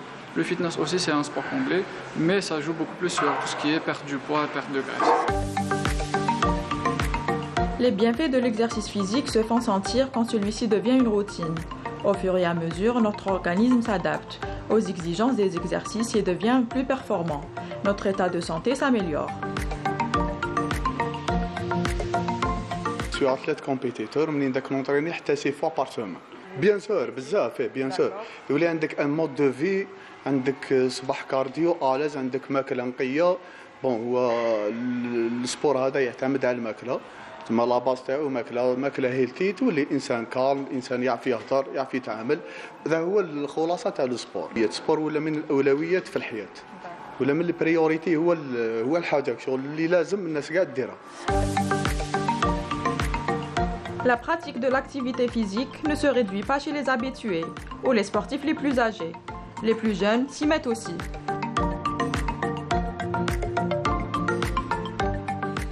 Programme riche pour notre enfant. Donc, il y a des entraînements et des disciplines, plusieurs disciplines. Basées sur le moral et le physique d'enfant. Donc, voilà. Donc, on peut dire les enfants, ils s'entraînent et ils s'amusent en même temps. Donc, voilà. Sinon, pour les disciplines pour les enfants, il y a plusieurs disciplines, comme le fitness.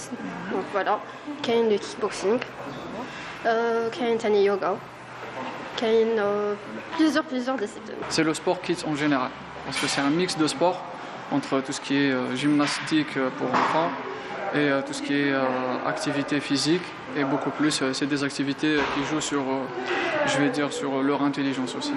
Donc ça joue sur l'agilité et, je vais dire, un renforcement physique pour les enfants.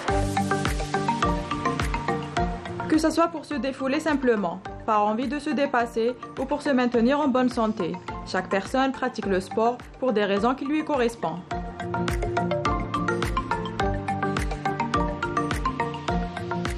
Je suis coach depuis 10 ans. Je suis coach, athlète, 20 ans, 10 ans, la période de 20 ans, 10 ans, de coach.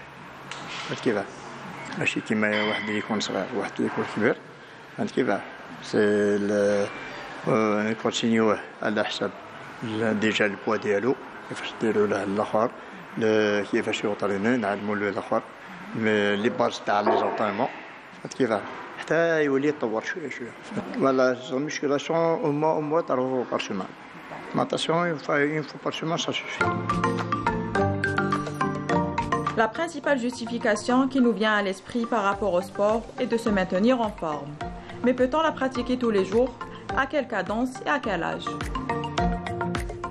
Et de retour sur le plateau, c'était donc le sport pour tous, un reportage signé Yasmine Belhaïja. Cette fois-ci, nous restons dans le domaine du sport, probablement pas pour tous, parce qu'il est quand même destiné aux athlètes confirmés, n'est-ce pas? Tout à fait, oui. Tout à fait. Alors, parmi nous, Mohamed Riyad Garidi, bonjour. Bonjour. Et vous êtes entraîneur? Tout à fait, entraîneur de l'équipe nationale d'aviron. Apparemment, ouais, il n'y a pas qu'elle à la Koulihala. Apparemment. Ouais, ils sont 9. Et elle c'est Racha Mansaria. Bonjour Racha, marhaba bik. Félicitations, mabrouk. 3 médailles d'or, Allah barak, rien qu'à toi. Et une argent. Donc on parle d'aviron cette fois-ci. Donc c'était le championnat d'Afrique qui s'est déroulé en Égypte. Vous êtes rentré il y a 2 jours de cela. Parlez-nous un petit peu des conditions de la participation de la sélection nationale. Déjà d'abord pour parler de l'aviron, pour présenter un peu notre sport, c'est un sport qui existe en Algérie depuis très longtemps. On disait, juste au lendemain, pratiquement de l'indépendance. La Fédération algérienne d'aviron existe depuis 67, elle a été créée en 67. Donc je pense que c'est un sport qui est très connu sur les grandes villes, Alger, Oran, Annaba. Donc c'est là, c'est ça, c'est les villes côtières, parce qu'à la base c'est un sport qui se pratique sur les rivières ou bien sur les plans d'eau, type des lacs. Mais là en Algérie on le pratique sur les ports. Oui. Donc le port d'Alger c'est le bassin de pratiquement tous les clubs, à part le club de Tizi Ouzou qui est sur le bassin du barrage de Taksept. Donc nous, quand on est en stage en équipe nationale, on se déplace sur les barrages. Donc pour le championnat d'Afrique, la préparation a été faite à Mila, à Beni Haroun, c'est là où se situe la base de notre équipe nationale. On est presque toute l'année en stage là-bas. Et pour le championnat d'Afrique qui vient de se dérouler, on était en stage pendant une période de 1 mois, plus 8 jours de compétition, donc ça fait quand même presque 40 jours de stage. Oui. C'était vraiment une compétition très difficile. Compétition très difficile, mais compétition fructueuse, parce que vous êtes revenu quand même avec 16 médailles. Heureusement, dont tout à 9 fait. En or. Oui, tout à fait, parce que bon, voilà, au départ, c'était pas très clair, parce que ça fait depuis 2019 qu'on n'avait pas fait de championnat d'Afrique. Oui. On ne savait pas le niveau actuel. Donc on était vraiment... Vous avez parti la boule au ventre un petit peu? Pas la boule au ventre, beaucoup plus par rapport aux athlètes, parce que la plupart c'est des jeunes. Ils n'ont pas l'expérience de ces grandes compétitions. On a presque changé toute l'équipe. Mais bon, on savait ils avaient du niveau, ils avaient parce que c'est un sport qu'on peut quantifier, c'est un sport où il y a des chronos, on sait comment ça se passe. Et au niveau africain, on sait où est-ce qu'on se situe par rapport à nos adversaires directs qui sont la Tunisie et bien sûr l'Égypte. Donc pour cette compétition, c'était la première, comme je disais, depuis 2019. On l'a préparée de la meilleure des manières, de la plus sérieuse possible. On a commencé par des présélections. On a, comme je leur ai dit, on est reparti de zéro.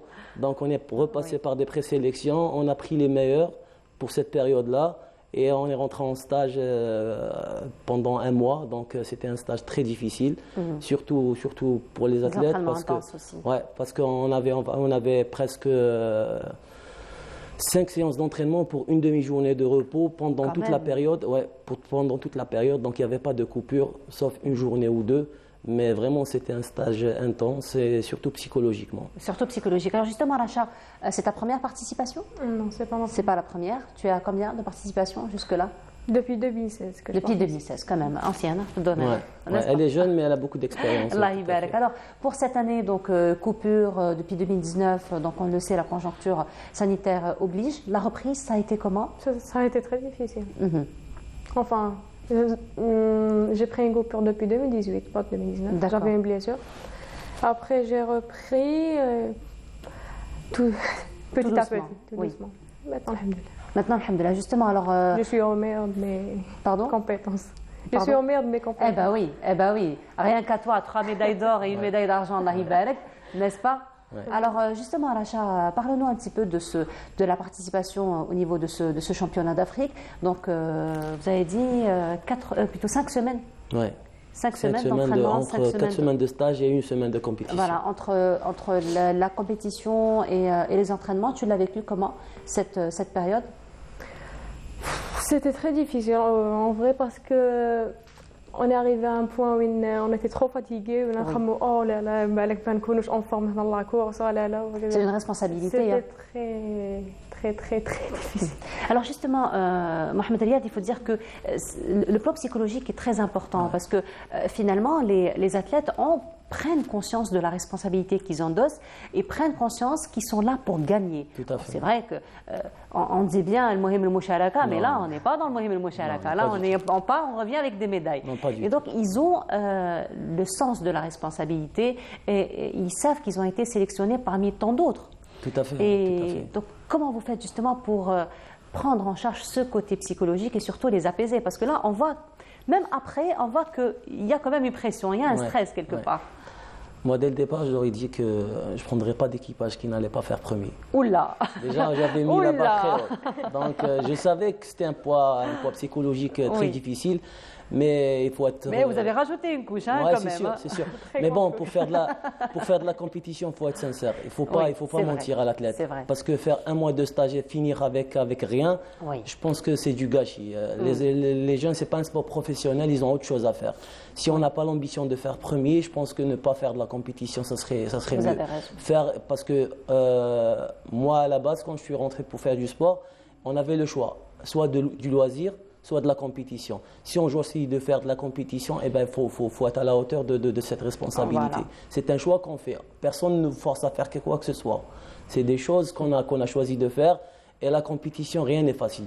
Moi, je préfère avoir l'ambition d'être le premier que de partir pour voir. Non, je ne pars pas pour voir. Je pars là-bas en conquérant. Je ne pars pas là-bas pour faire de la figuration. Moi, ce que je leur dis tout le temps, c'est d'être acteur et ne pas être spectateur. Oui. Et c'est comme ça qu'on forge le mental. C'est par des séances très difficiles. Eux, au départ, ils pensent ne pas pouvoir les faire. Et à la fin, quand ils terminent, ils se disent « on les a faites ». Eh bien, c'est ça. C'est ça le sport de haut niveau. Des fois, l'athlète, il se pose des barrières tout simplement. C'est une autosuggestion, finalement. Tout simplement, il a toutes les compétences pour. Il suffit que lui-même, il va se dire « je ne peux pas ». Et finalement, il va se convaincre que son niveau ne va pas lui permettre, alors que l'adversaire en face de lui, peut-être il a aussi peur ou bien il a autant de difficultés à faire cette compétition que lui. Alors, il vaut mieux se forger un mental de gagneur, mental. Le sport de haut niveau, c'est quelque chose de vraiment, surtout pour l'athlète. L'athlète, ce qui est le plus difficile, c'est de le gérer psychologiquement. Oui. Parce qu'on passe par des phases d'entraînement très dures. Et à chaque fois, il rentre dans des doutes et c'est très difficile d'enlever ce doute. Et c'est comme ça qu'il faut travailler tout le temps sur ce plan psychologique et ne pas lâcher. Moi, je ne les lâche jamais, c'est par rapport à tout ça.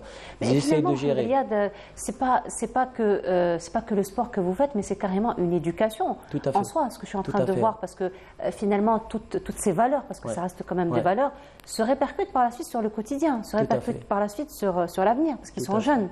Donc finalement, ce sont des valeurs que vous êtes en train d'inculquer. Tout simplement, c'est ça. Notre premier rôle, c'est éducateur. On est des éducateurs. Voilà. On doit être exemplaires. Et moi, je porte sur moi ce fardeau. Et ce n'est pas chose facile, mais c'est pour le bien des athlètes. Moi, je préfère être exemple que être faites ce que je dis, ne faites pas ce que je fais. Donc, effectivement. C'est ça. C'est vrai qu'on apprend par mimétisme. Hein. Tout simplement. N'est-ce pas? Alors Racha, je reviens à toi. Donc, après cette compétition, tu peux te faire aujourd'hui une auto-évaluation. Donc, tu peux t'auto-évaluer. Tu en es où par rapport donc, à tes adversaires sur place? En Algérie? En Égypte, donc sur le plan africain. Sur le plan africain, je pense que je suis parmi les meilleurs en tous les cas. C'est logique. Voilà. Mais bon. À l'avenir, il y aura certainement d'autres compétitions. À l'avenir, je pense que je vais essayer de garder ma première place. Voilà, parce que maintenant la barre est placée. Il ne faut pas qu'elle descende. N'est-ce pas? Il faut beaucoup travailler en tous les cas. Pardon? Il faut beaucoup travailler en tous les cas. Beaucoup travailler. Là, en ce moment, il nous le disait, ton entraîneur Riyad Teredi. Voilà, Riyad, que pour l'instant, vous êtes en période de repos, n'est-ce pas? Donc là, on voit que tu es fatiguée. Hein. Là, vraiment, elle est claque, elle a du mal, mais vraiment du mal à parler. Ça fait 2 jours que vous êtes rentrée. Oui, tout à fait. Voilà. Donc on voit finalement l'impact de la charge. Hein. Ça se voit. Voilà. Donc c'est une période de repos, mais c'est une période de repos où tu comptes te reposer comment? Elle est importante, hein, cette période. C'est sûr, très importante, ouais, très importante. Je ne vais pas rester beaucoup en arrêt en tous les cas, mais je pense que je vais changer de discipline pour l'instant. Et après, on va revenir sur l'ergomètre. Voilà. Et sinon, la période de repos, ça passe comment? Pour moi, ça n'a pas encore commencé, mais bon, moi aussi, vraiment, cette année, c'était vraiment une année très chargée. Entre les championnats du monde, entre les manches de Coupe du Monde, entre les championnats d'Afrique. Donc c'était vraiment une année très chargée. où j'ai pas vu beaucoup ma famille, donc je préfère me concentrer sur la famille. Ouais. Ça c'est important. C'est très important. Ça c'est important. Mais sinon, on se relaxe aussi avec la musique, hein. Ouais. N'est-ce pas? Ouais, surtout. Beaucoup de musique aussi, hein. Ça apaise. Et la musique Tergui, j'imagine. Ouais. C'est le top. C'est magnifique. Ouais. C'est le top. Et justement, nous avons avec nous l'Akhdar. L'Akhdar. تفضل معنا. Voilà, donc nous avons le groupe Tassili qui sera d'ailleurs demain, qui sera parmi nous, plutôt qui aura un très bel événement demain à la salle Ibn Zaydoun. تفضل معنا. مرحبا بك. مرحبا بك. مرحبا. Ça va لاباس؟ لاباس الحمد لله. الحمد لله. مرحبا بكم. Alors احكي لنا شويه على الفرقه تاعك. احنا جروب تاسيلي تأسس 2017 متخصصين في الموسيقى الترقية. متخصصين في الموسيقى الترقية. وغدوة إن شاء الله عندكم مسوار تديروها في قاعة ابن زيدون. ايه تياتر. في التياتر. المسرح الصغير. في المسرح الصغير تاع ابن زيدون. إن شاء الله. داكو احكي لنا شوية على البروغرام تاعكم، البرنامج تاعكم غدوة إن شاء الله. غدوة إن شاء الله نديروا موسيقى ترقية تاع الصحراء. وفيها يعني ستيلات بزاف. هذه البرنامج اللي راح نديروه غدوه ان شاء الله هو اللي راح يكون النوفال البوم تاعكم. والو كاين 4 غنيات من الالبوم تاعنا ان شاء الله.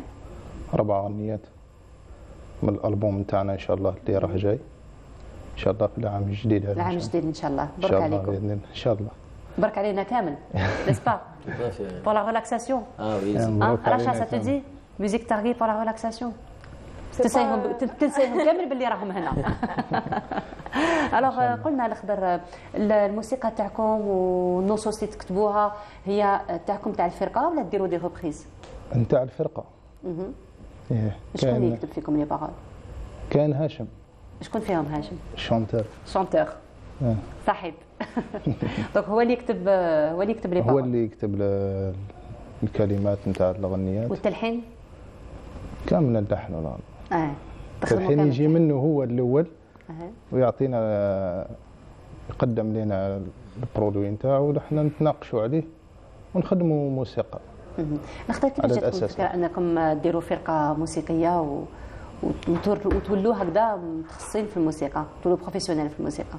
احنا كيما نقول زدنا في محيط موسيقي اصلا. صح. يعني من اللي زدنا ولحنا في الموسيقى. رانا كبرنا في جو الموسيقى. بعد شويه شويه بدينا نطوروا ومن بعد تعارفنا، يعني نتعارفوا من قبل باسكو الفنانين تقريبا تاع تمرست كل متعارفين. صح. من بعد ديسيدينا نديروا جروب 2017 اللي هو كان قبل الجروب. ومن بعد هذا تاسيلي زعما اخر جروب درناه. دونك تعرفوا عندكم بزاف اللي تتعرفوا. حنا نتعرفوا من قبل بصح وقتاش ديسيدينا نديروا جروب. ما نضبطوش روحكم برك من قبل. من بعد نظمتوا. من بعد نظمتوا في فرقه. دونك غدوه ان شاء الله راكم رايحين البرنامج تاعكم راح يكون الحفل تاعكم راح يكون في لو بوتي تياتر تاع ابن زيدون. ان شاء الله. على قداش؟ على السبعة. على السبعة إن شاء الله. إن شاء الله. على السبعة إن شاء الله. Donc on va découvrir demain à partir de 19h quelques titres donc du nouvel album du groupe Tassili. Donc on vous invite à rejoindre le groupe تاعك باش تطربونا شوية في الموسيقى تاع Tassili. إن شاء الله. تفضل نكملوا معاكم. تفضل. Alors donc période de repos, reprise des entraînements pour bientôt. Inch'Allah, dans pour un le mois de janvier, Inch'Allah. Pour le mois de janvier, Inch'Allah. Racha, prête pour la reprise ou on préfère parler de repos pour maintenant? Très prête pour la reprise. Ah ben voilà, elle a quand même un bon moral, hein, un moral de combattant comme tout bon athlète. Il faut, tout à fait. Voilà, en tout cas 16 médailles, bravo, comme ça, félicitations donc à tous les athlètes. On rappelle dans 9 en or, les autres 5 en argent et 2 en bronze. Ah ben voilà, donc bravo. Encore une fois, on vous souhaite une très très belle continuation, Racha.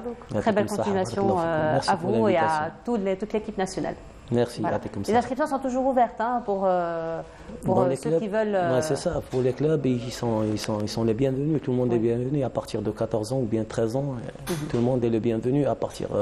Les clubs se situent à côté de la pêcherie à Alger et à Oran pareil.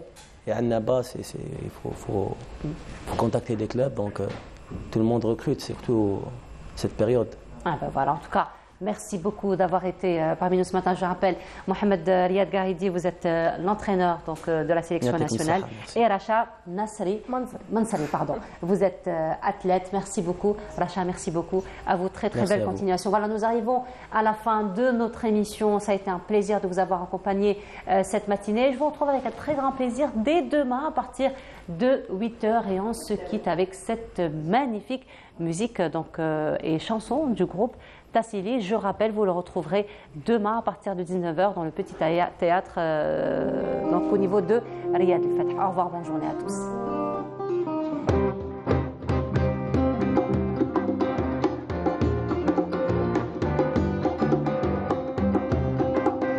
الصحراء تناري وين السكر مرتاسي ليه الصحراء تناري وين السكر مرتاسي ليه الصحراء تناري وين السكر مرتاسي ليه الصحراء تناري وين السكر مرتاسي ليه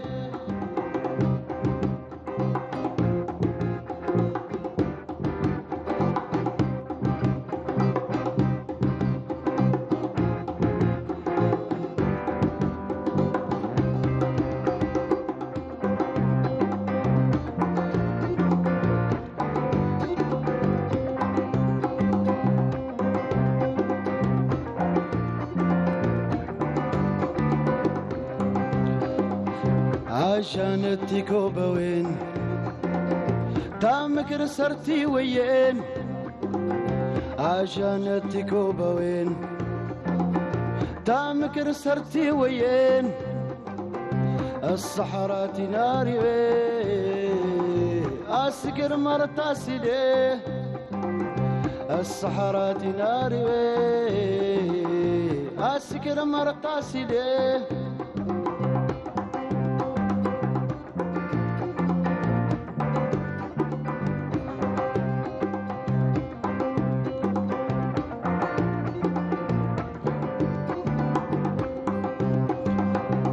الغتبات طاربين ايدك هنتي صدوين تل الغتبات طاربين ايدك هنتي صدوين الصحراء تناري وين السكر مرتاسي ليه الصحراء تناري وين السكر مرتاسي ليه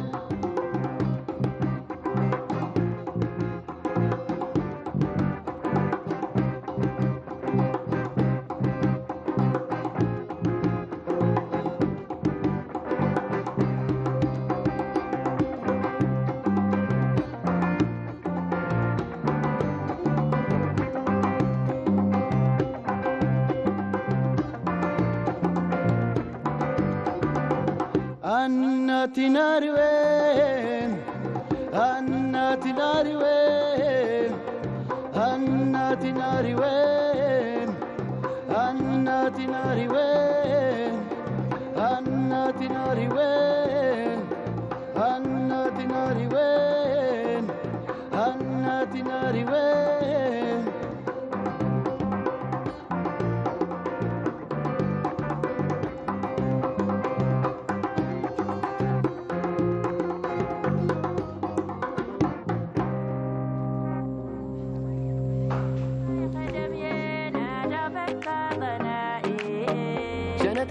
سكالين